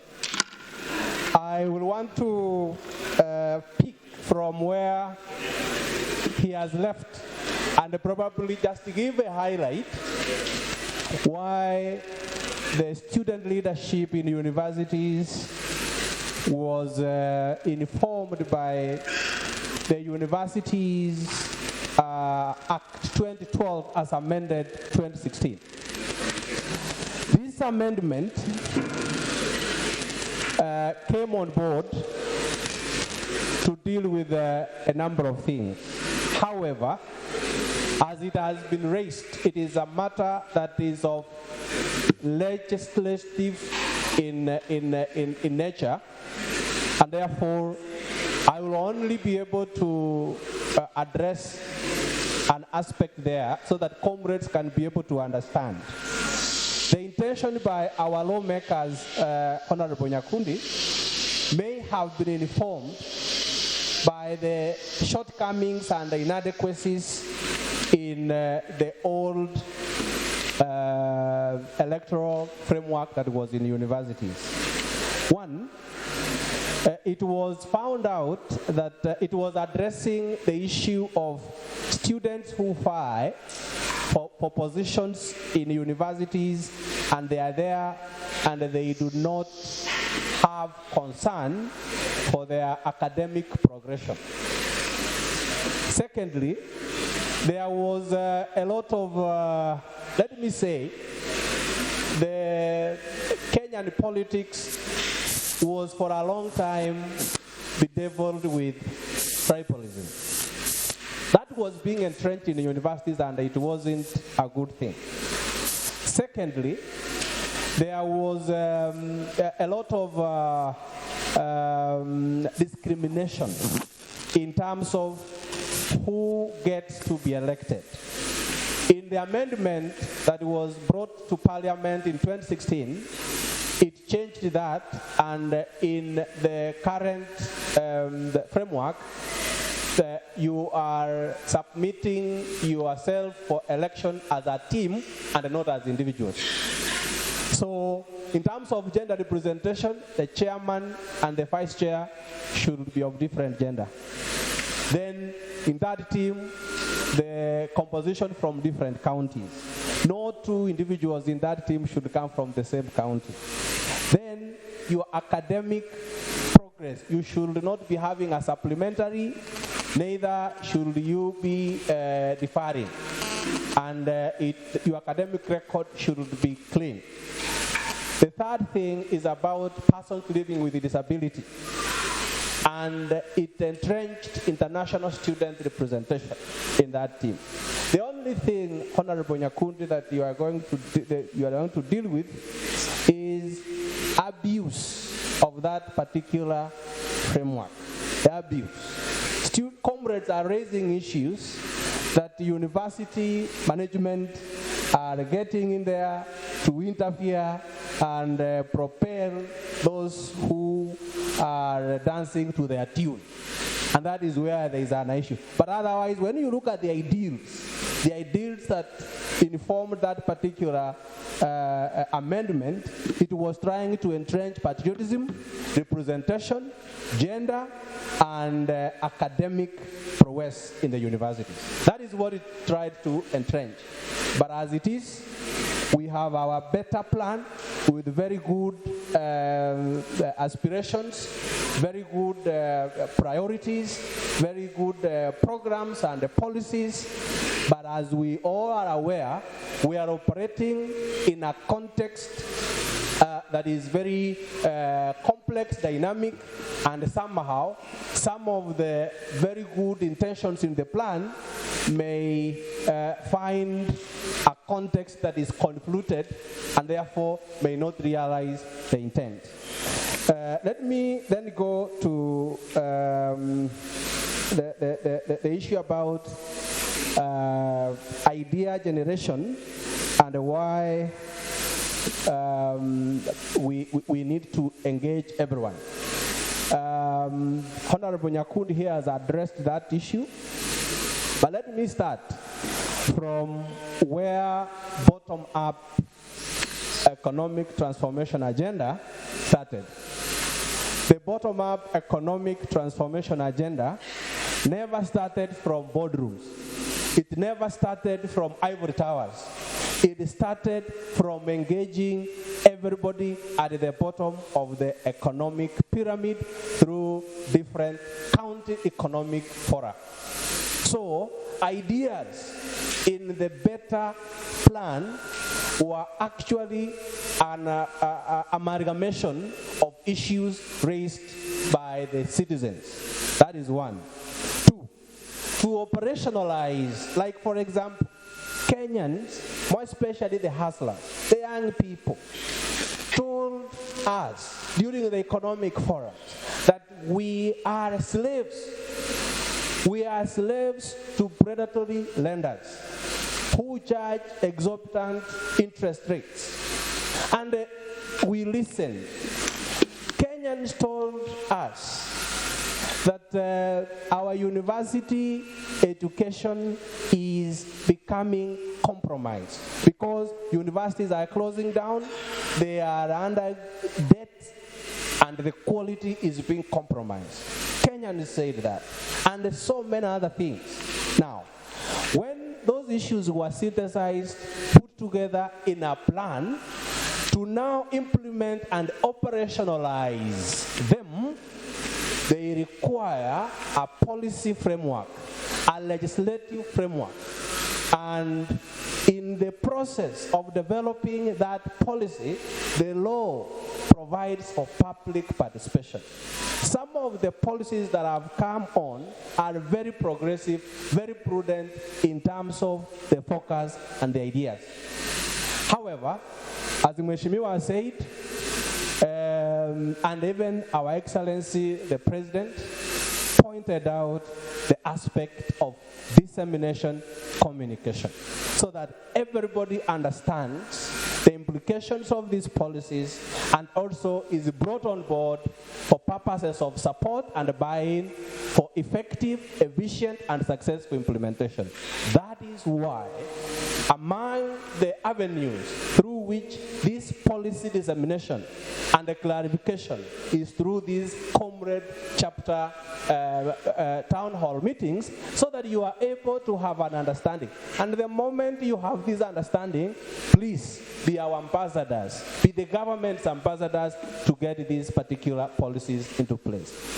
The new university funding was implemented with the 2022 KCSE group, and there was never an issue that was raised during that implementation.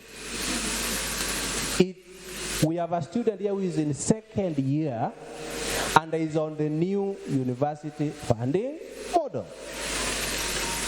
It is during the 2023 KCSE students that one or two issues were brought on board. And because those very many issues have been advanced, and His Excellency the President himself has also listened, and there is a committee that is dealing with them. And as I said earlier, one of the things that was never done, and as you criticize the new funding model and all that, is actually to bring on board an empirical comparison of the the differentiated unit cost model and the new funding model. And therefore, those are the issues that the committee should be looking at, and based on data, it will be important that that can be addressed and the gaps can be closed and we move forward. But one thing we have to appreciate, moderator, is that on implementation of the new funding model, universities are coming out of their financial crisis. That is a fact that we have to appreciate. Now, there is a gentleman who talked about the president's global agitation for climate action agenda. The president's concern, and through his policy with regard to dealing with the climate action, is actually at very advanced stages. One, to deal with the global financing architecture, and that has been well communicated.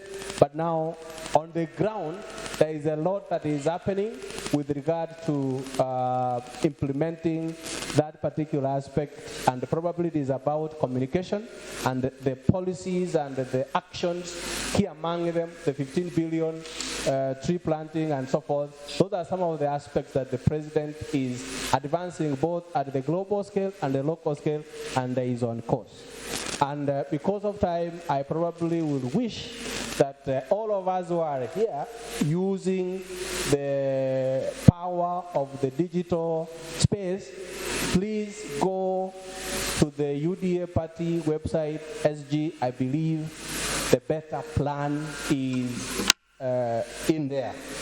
Download it, read it line by line, and then you will be able to realize that the intent carried in that plan is one of those that has never been seen in this country before. And if it is well interpreted and implemented, we will move this country from where it is to the desired state of affairs into the future, and that is the strategic intent of His Excellency the President. Thank you very much. Thank you very much.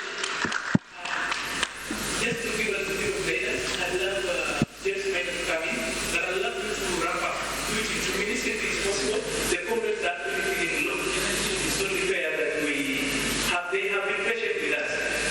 Aman Nagan, they've been patient with us. Let's also do that. And we do that once we come to this anyway. Somebody has sent me a question on Nigeria Digital. You can also just do that. Also mention Nigeria Digital as a program. Whether it's still on it. Thank you. Thank you.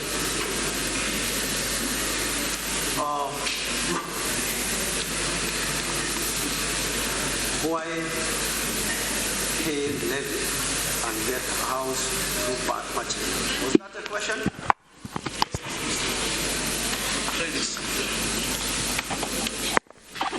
Okay.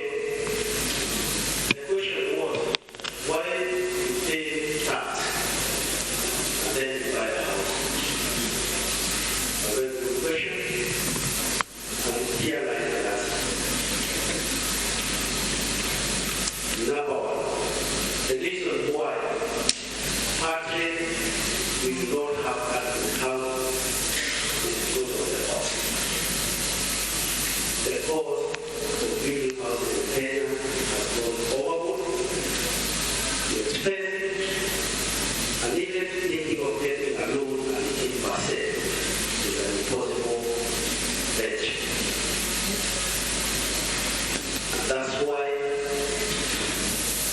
60% of the people living in our area in Kenya in houses which are formal and slab.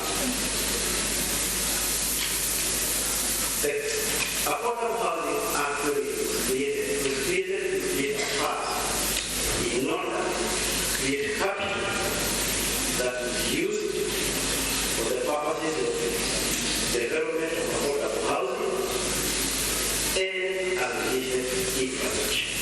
House is not enough. House without water, without electricity, without other social infrastructure that goes with housing, like what we are having, social halls, community centers, schools, and health centers. The purpose of this part is to develop long-term integrated housing for our community. When it comes to the housing, the fund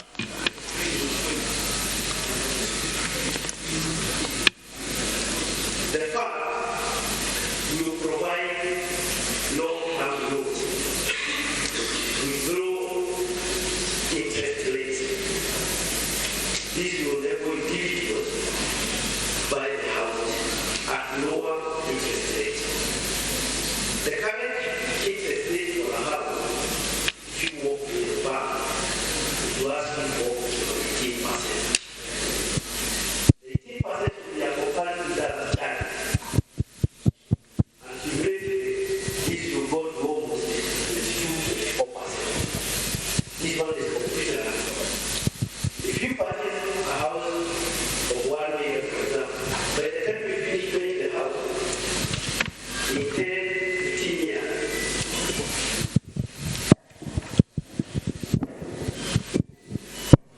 the cost of that unit will have more multiplied more than 6 times in 15 years. If you pay in a lesser period, 5 to 10 years, it will almost double. That's why in Kenya, the number of people with mortgages for houses in a population of over 50 million is only allowed 27,000, barely even 30,000. That means people have shied away from going to purchase the houses. And also in our urban areas, the number of people who owns houses is also less than 20%. And again, as I've said, most of the people are living in areas where houses are informal with no adequate infrastructure. The purpose of providing physical and social infra is for one reason. Yes, the house you purchase, but the associated social infrastructure you will not purchase. If there is a school that has been constructed, a social hall, a hospital, that provision is not put in the budget to your house. When the house is being put by a developer, he puts a swimming pool, he puts a social hall or a clubhouse. That cost is paid by the homeowner. And for this fund to be sustainable, because you cannot create a fund that is not sustainable, it has to be paid by people so that the next generation of people can also access to buy a house. And simply put, if you have the money, you can buy cash. If you don't have the money, you pay your 10%, get it to the house, start paying your normal rent. Start paying your normal rent at a very low level. So the price of house currently has gone down from the known price. For example, in Kisumu, houses may cost around 4, 5, 6 million. Currently, we have a house below 1 million. A house with all the facilities built together. When I come to the issue of jobs,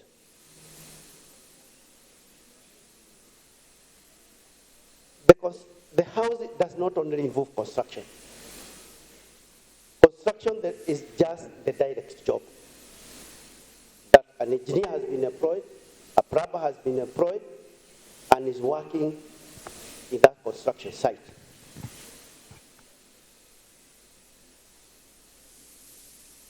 The affordable housing program goes beyond that. It has a huge number of value chain of indirect jobs. How do I say this? It is upon the young people who are very industrious, for example, that you have started your curry farm, for example. You are working as a welder. You only make 1, 2, 3 windows, maybe in a month. But you have projects across the country. And I've given one example of a project here in Kisumu, in Lumumba Estate. We are constructing 2,300 units. That's approximately a 5 billion job.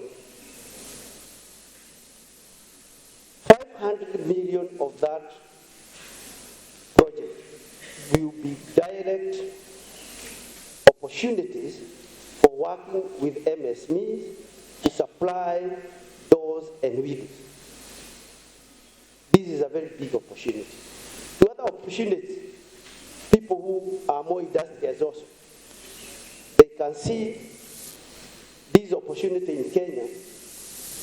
They can be able to make other items like hinges. One of the most simplest items to make in the industry of construction is a hedge. But imagine you have to go to China to import hedges. If you multiply building 100 houses and a house has 3 doors, and every door has 4 or 3 hedges, you can see the magnitude of the level of the opportunities provided. Then there's management of these estates. There is management of the tenant purchase jobs. The indirect jobs in these areas are so more. They cut across the financial sector. They cut across the building sector, everywhere, including environmental experts and social experts. The jobs are enormous, and that's why I say the direct jobs are 3 on approximate, and they can total to 8, and creating more and more jobs in the value chain of the industry sector. Going to cement industries, going to building materials like stones, it's enormous, guys. It's an opportunity. Here in Kisumu, the projects that are in the pipeline, I say there are 6,000 units, but in every city in Kenya, we are planning to do 100,000 units. We have 5 cities in Kenya. In Kisumu, there are other jobs on the pipeline. In terms of student hostels, we are working to construct hostels for students. We are starting with 1,600 hostels here in Kisumu. We will do 2,000 units in Kisii. Maseno University, we are doing 2,000 units. And all of them, the budget is there. Thank you so much.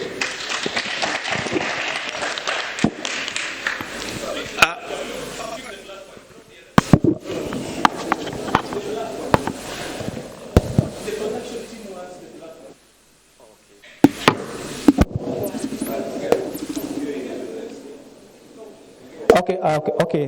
Thank you very much, moderator. You requested that I talk about the Ajira Digital, and this is actually a project, an online job website or portal that is under the Ministry of ICT. Now, comrades, you can actually register and be trained on online jobs through this Ajira Digital. It is on, and all what you need to do is to register. So the program is actually ongoing, and there are so many people who have actually registered. Again, you can also register through the National Employment Authority website, the one that I mentioned. And if you're not able to register through that website, you can visit our offices that are across the country. And when you're in Kisumu, you can actually visit our office at Aki House, that is opposite Central Police Station, and you'll be assisted by the officers in that office. Thank you.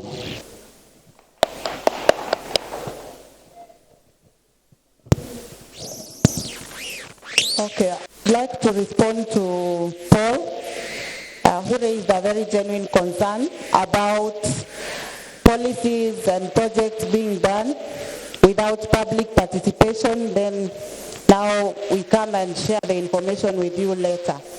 So I know we've not been having a structured way for public participation, and currently the Attorney General has drafted a public participation bill, which is still in the drafting stage, and she has called for memorandum submission. I know that, comrades, you are well organized, you have structures.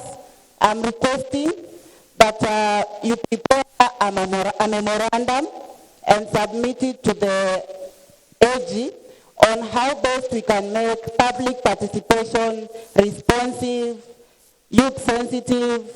Our comrade here said about PWD.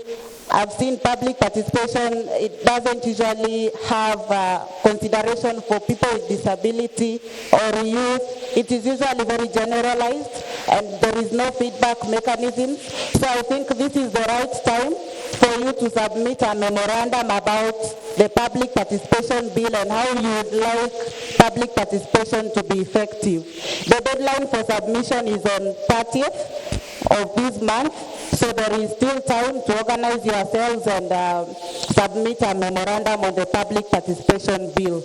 Then also just a highlight on all these sectors about financial inclusion. Across all these sectors, Youth Fund is there to fund any young person who has an idea.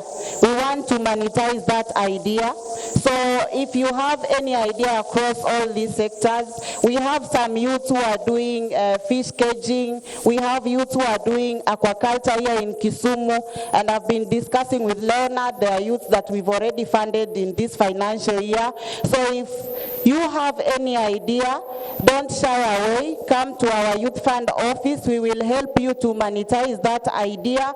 We will help you on business plan development, and we will help you, we will work with you in all that journey. Then also with affordable housing, we have the AGPO. Please, we have LPO financing. I believe that still under the housing sector, there is the 30% threshold. So please also take advantage of that opportunity so that we can give you LPO financing. And lastly, on labor export, which has also been heavily discussed here, we also support young people who want to go and work abroad. We finance everything. We do pre-departure training, and we finance you all the documentation for you to go and work abroad. Of course, the main priority by the government is to make sure we are creating jobs locally. But we cannot lock out a young person who wants to go and work abroad to explore other opportunities that are well paying. As a Youth Fund, we are here to also finance labor export. If you got an opportunity, please also reach out to the Youth Fund office. On social media, we are very active. You can get some more information on our products and how you can access them.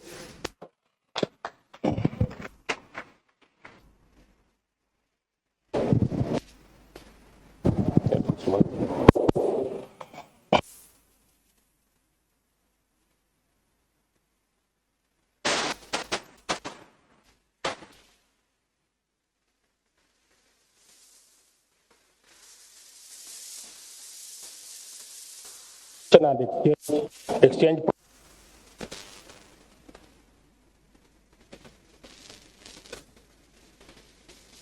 There was announcement of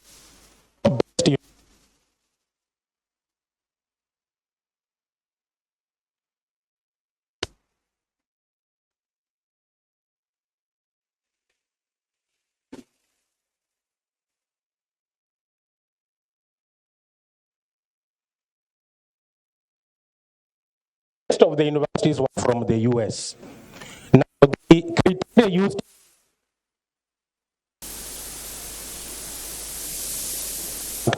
from the universities.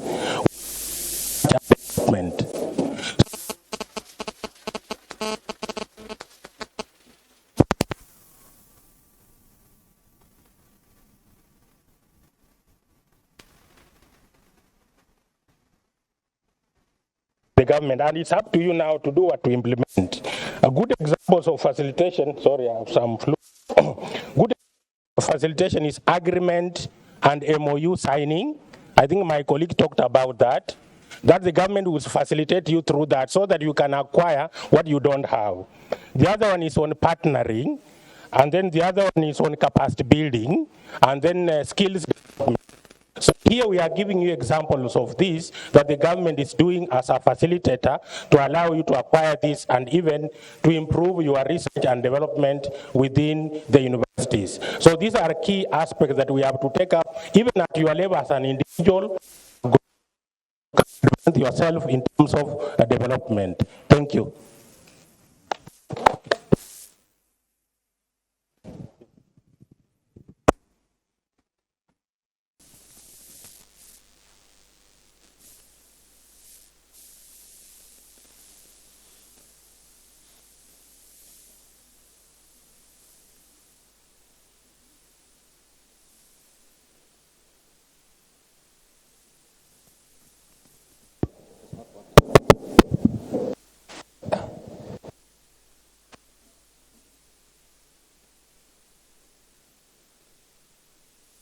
On what we have done as a government, and but not being told on how you are supposed to also be engaged. What I also reiterate is that as a government, under the bottom-up economic transformation agenda, it is addressing and bringing on board the people from the ground. And that is why we always categorically say that we bank on bankable skills from the youth, especially from university and colleges. This is the model that is being used in South Africa, where we have bankable ideas that from the youth. Currently, I want to say that in the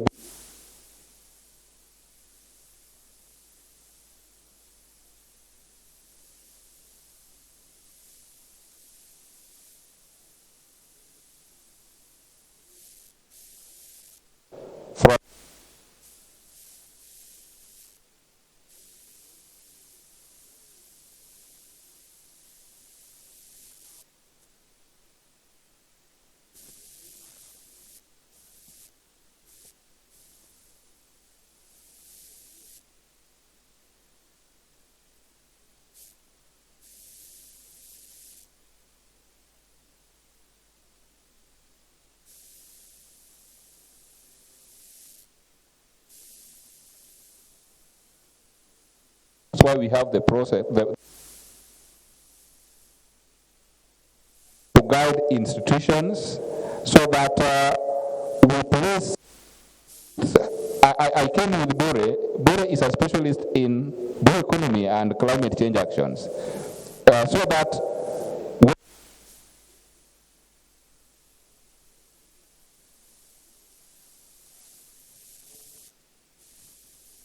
very much is availability of water bus. In fact,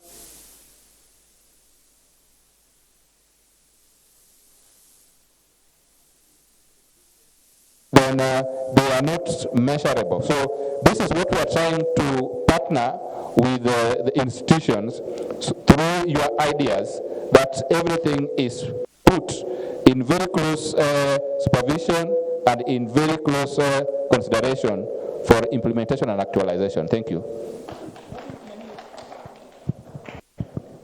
Comrades power. Okay, as we finalize this, I just want to give a remarks, just a closing remarks on this our chapter. The chapter is still carrying on with the programs on the town hall meetings. After which, next year we're planning to roll out programs that are going to resonate with our students, that are going to go in line with the government policies. So, comrades, Gen Zs, I'm just giving you one advice. Nobody should put you down. Nobody should tell you that you cannot make it. Just try to identify your effort, then try to actualize it.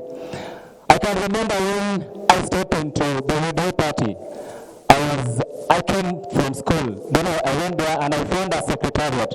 And the secretariat told me, if you are influential enough, you will be needed. But if you are not influential, make sure you do something to this party that one day they will see, or they will certain yourself that you are the good person in the side.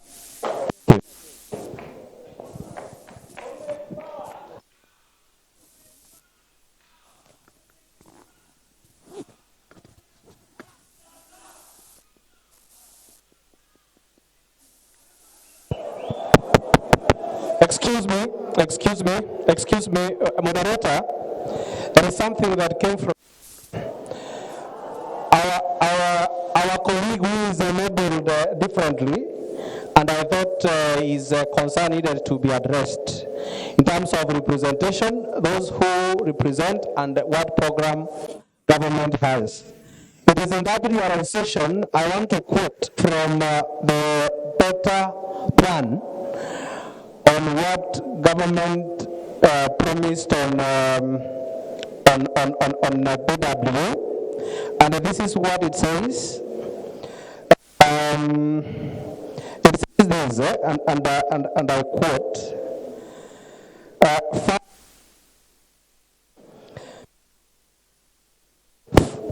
is it? Okay. Around 3 commitments in the plan on BW, and number 1 is reinforce adequate percentage of hustler fund for BWDs. Number 2 is 5% of all market stores to be allocated to BWDs. Number 3 is 5% of AGBO will be reserved for BWDs with an increase in LPO financing. And the other one is encourage counties to waive licenses and the fees of new businesses established by BWDs. And the last one is exempt all assistive devices from import duty and explore possibilities of partnership with domestic manufacturers to produce affordable devices. So it means government had PWDs in mind and made this promise. In terms of the representative that was said, that's a governance issue and it is addressed. The other thing that moderator I want to talk about is about financing for research and development in universities. Government committed to increase funding from 0.8% of the budget to 2% of budget. And the universities have been advised to encourage grant financing for research. An example that I did for the youth, I, as a university professor, did a proposal for grant, and I won a grant from IDRC, and I had to employ 15 university students to participate in that particular research, and they developed skill, and some of them currently are also engaged in doing proposals for purposes of funding research of the ideas and operationalization. And that now goes all through, and the idea that I researched on is now in the market. I've all read this technology for blood transfusion called DAM-SASA. That is the product of our research. Thank you very much.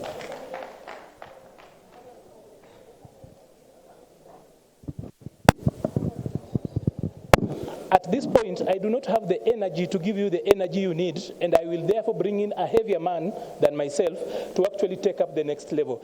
The Secretary General UDA, Honorable Hassan Omar, kindly. Haya, asante. Haya, comrades, power. Comrades, power. By the way, sitting there today reminded me of almost 25 years ago when I started my journey in politics and I was elected chairman of the Moi University Student Organization and then progressed to become the chairman of the Kenya National Students Union, KENASU, which brought together all institutions of higher learning in Kenya.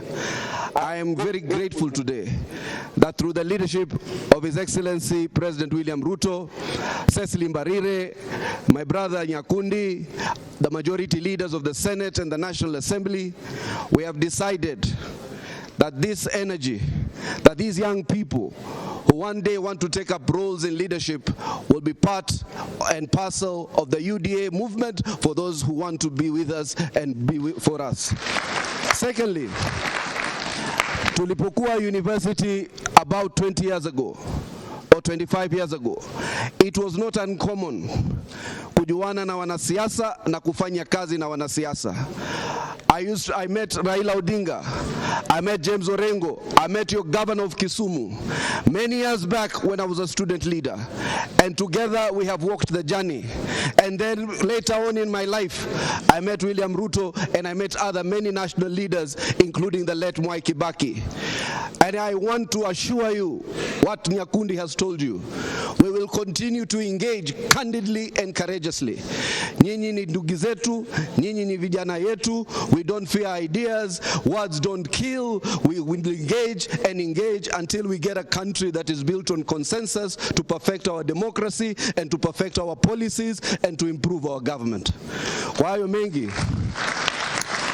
mengi, nimepewa salamu nyingi sana by all of your leaders. Your leaders who work in government and those who have been in politics.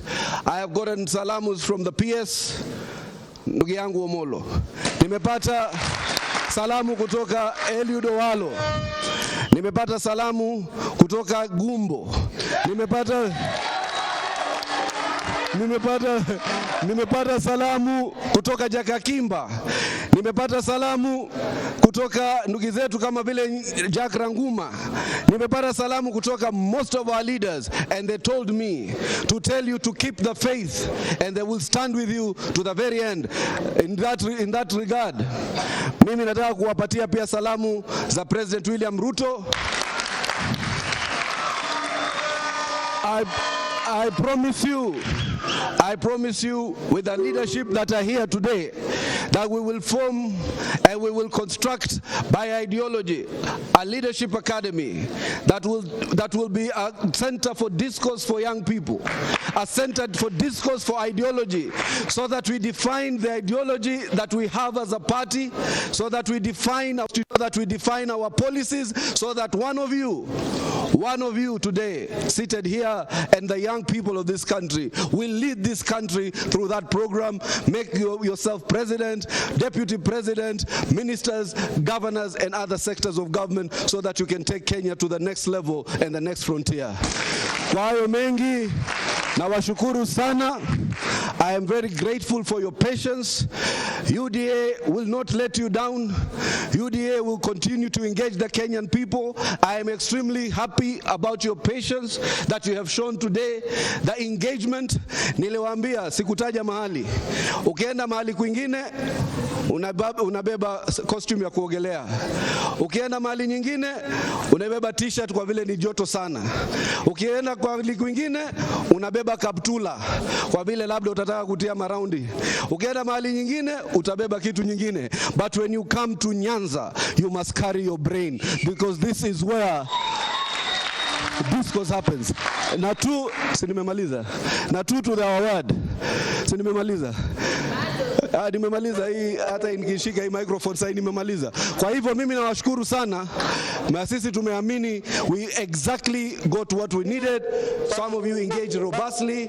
Na wale watu ambao still want to engage, please continue through your leaders to send us questions and we'll continue to engage you. Tumewaambia viongozi wenu wa UDA comrades chapter to have more programs. Sasa leo tumekuja na wao, siku nyingine mtakuja wao watakuja peke yao, engage, mtakuja na policies like the president has already had some of you in the task force on the funding model. We want to have more and more of you in various leadership positions. Kwa hayo mengi, Mungu awabariki. Wacha tupate mwanadada mmoja atufungie na maombi kwa vile sisi tunaamini. Hata nimeona clip hapa mulikatika ngoma bwana. Na pia baada hapo kuna mmoja nilimwona hapa alicheza hapa juu ya hii jukwaa. Nimeona kwa hiyo clip. Kwa hivyo who believes? Bibi nataka kuomba Mungu. Haya, huyu ni comrade kutoka huko which university? Technical University. She's one of the council members of the UDA UDA comrades chapter. Aombe. Unataka aombe? Aombe. Aombewe, aombwe.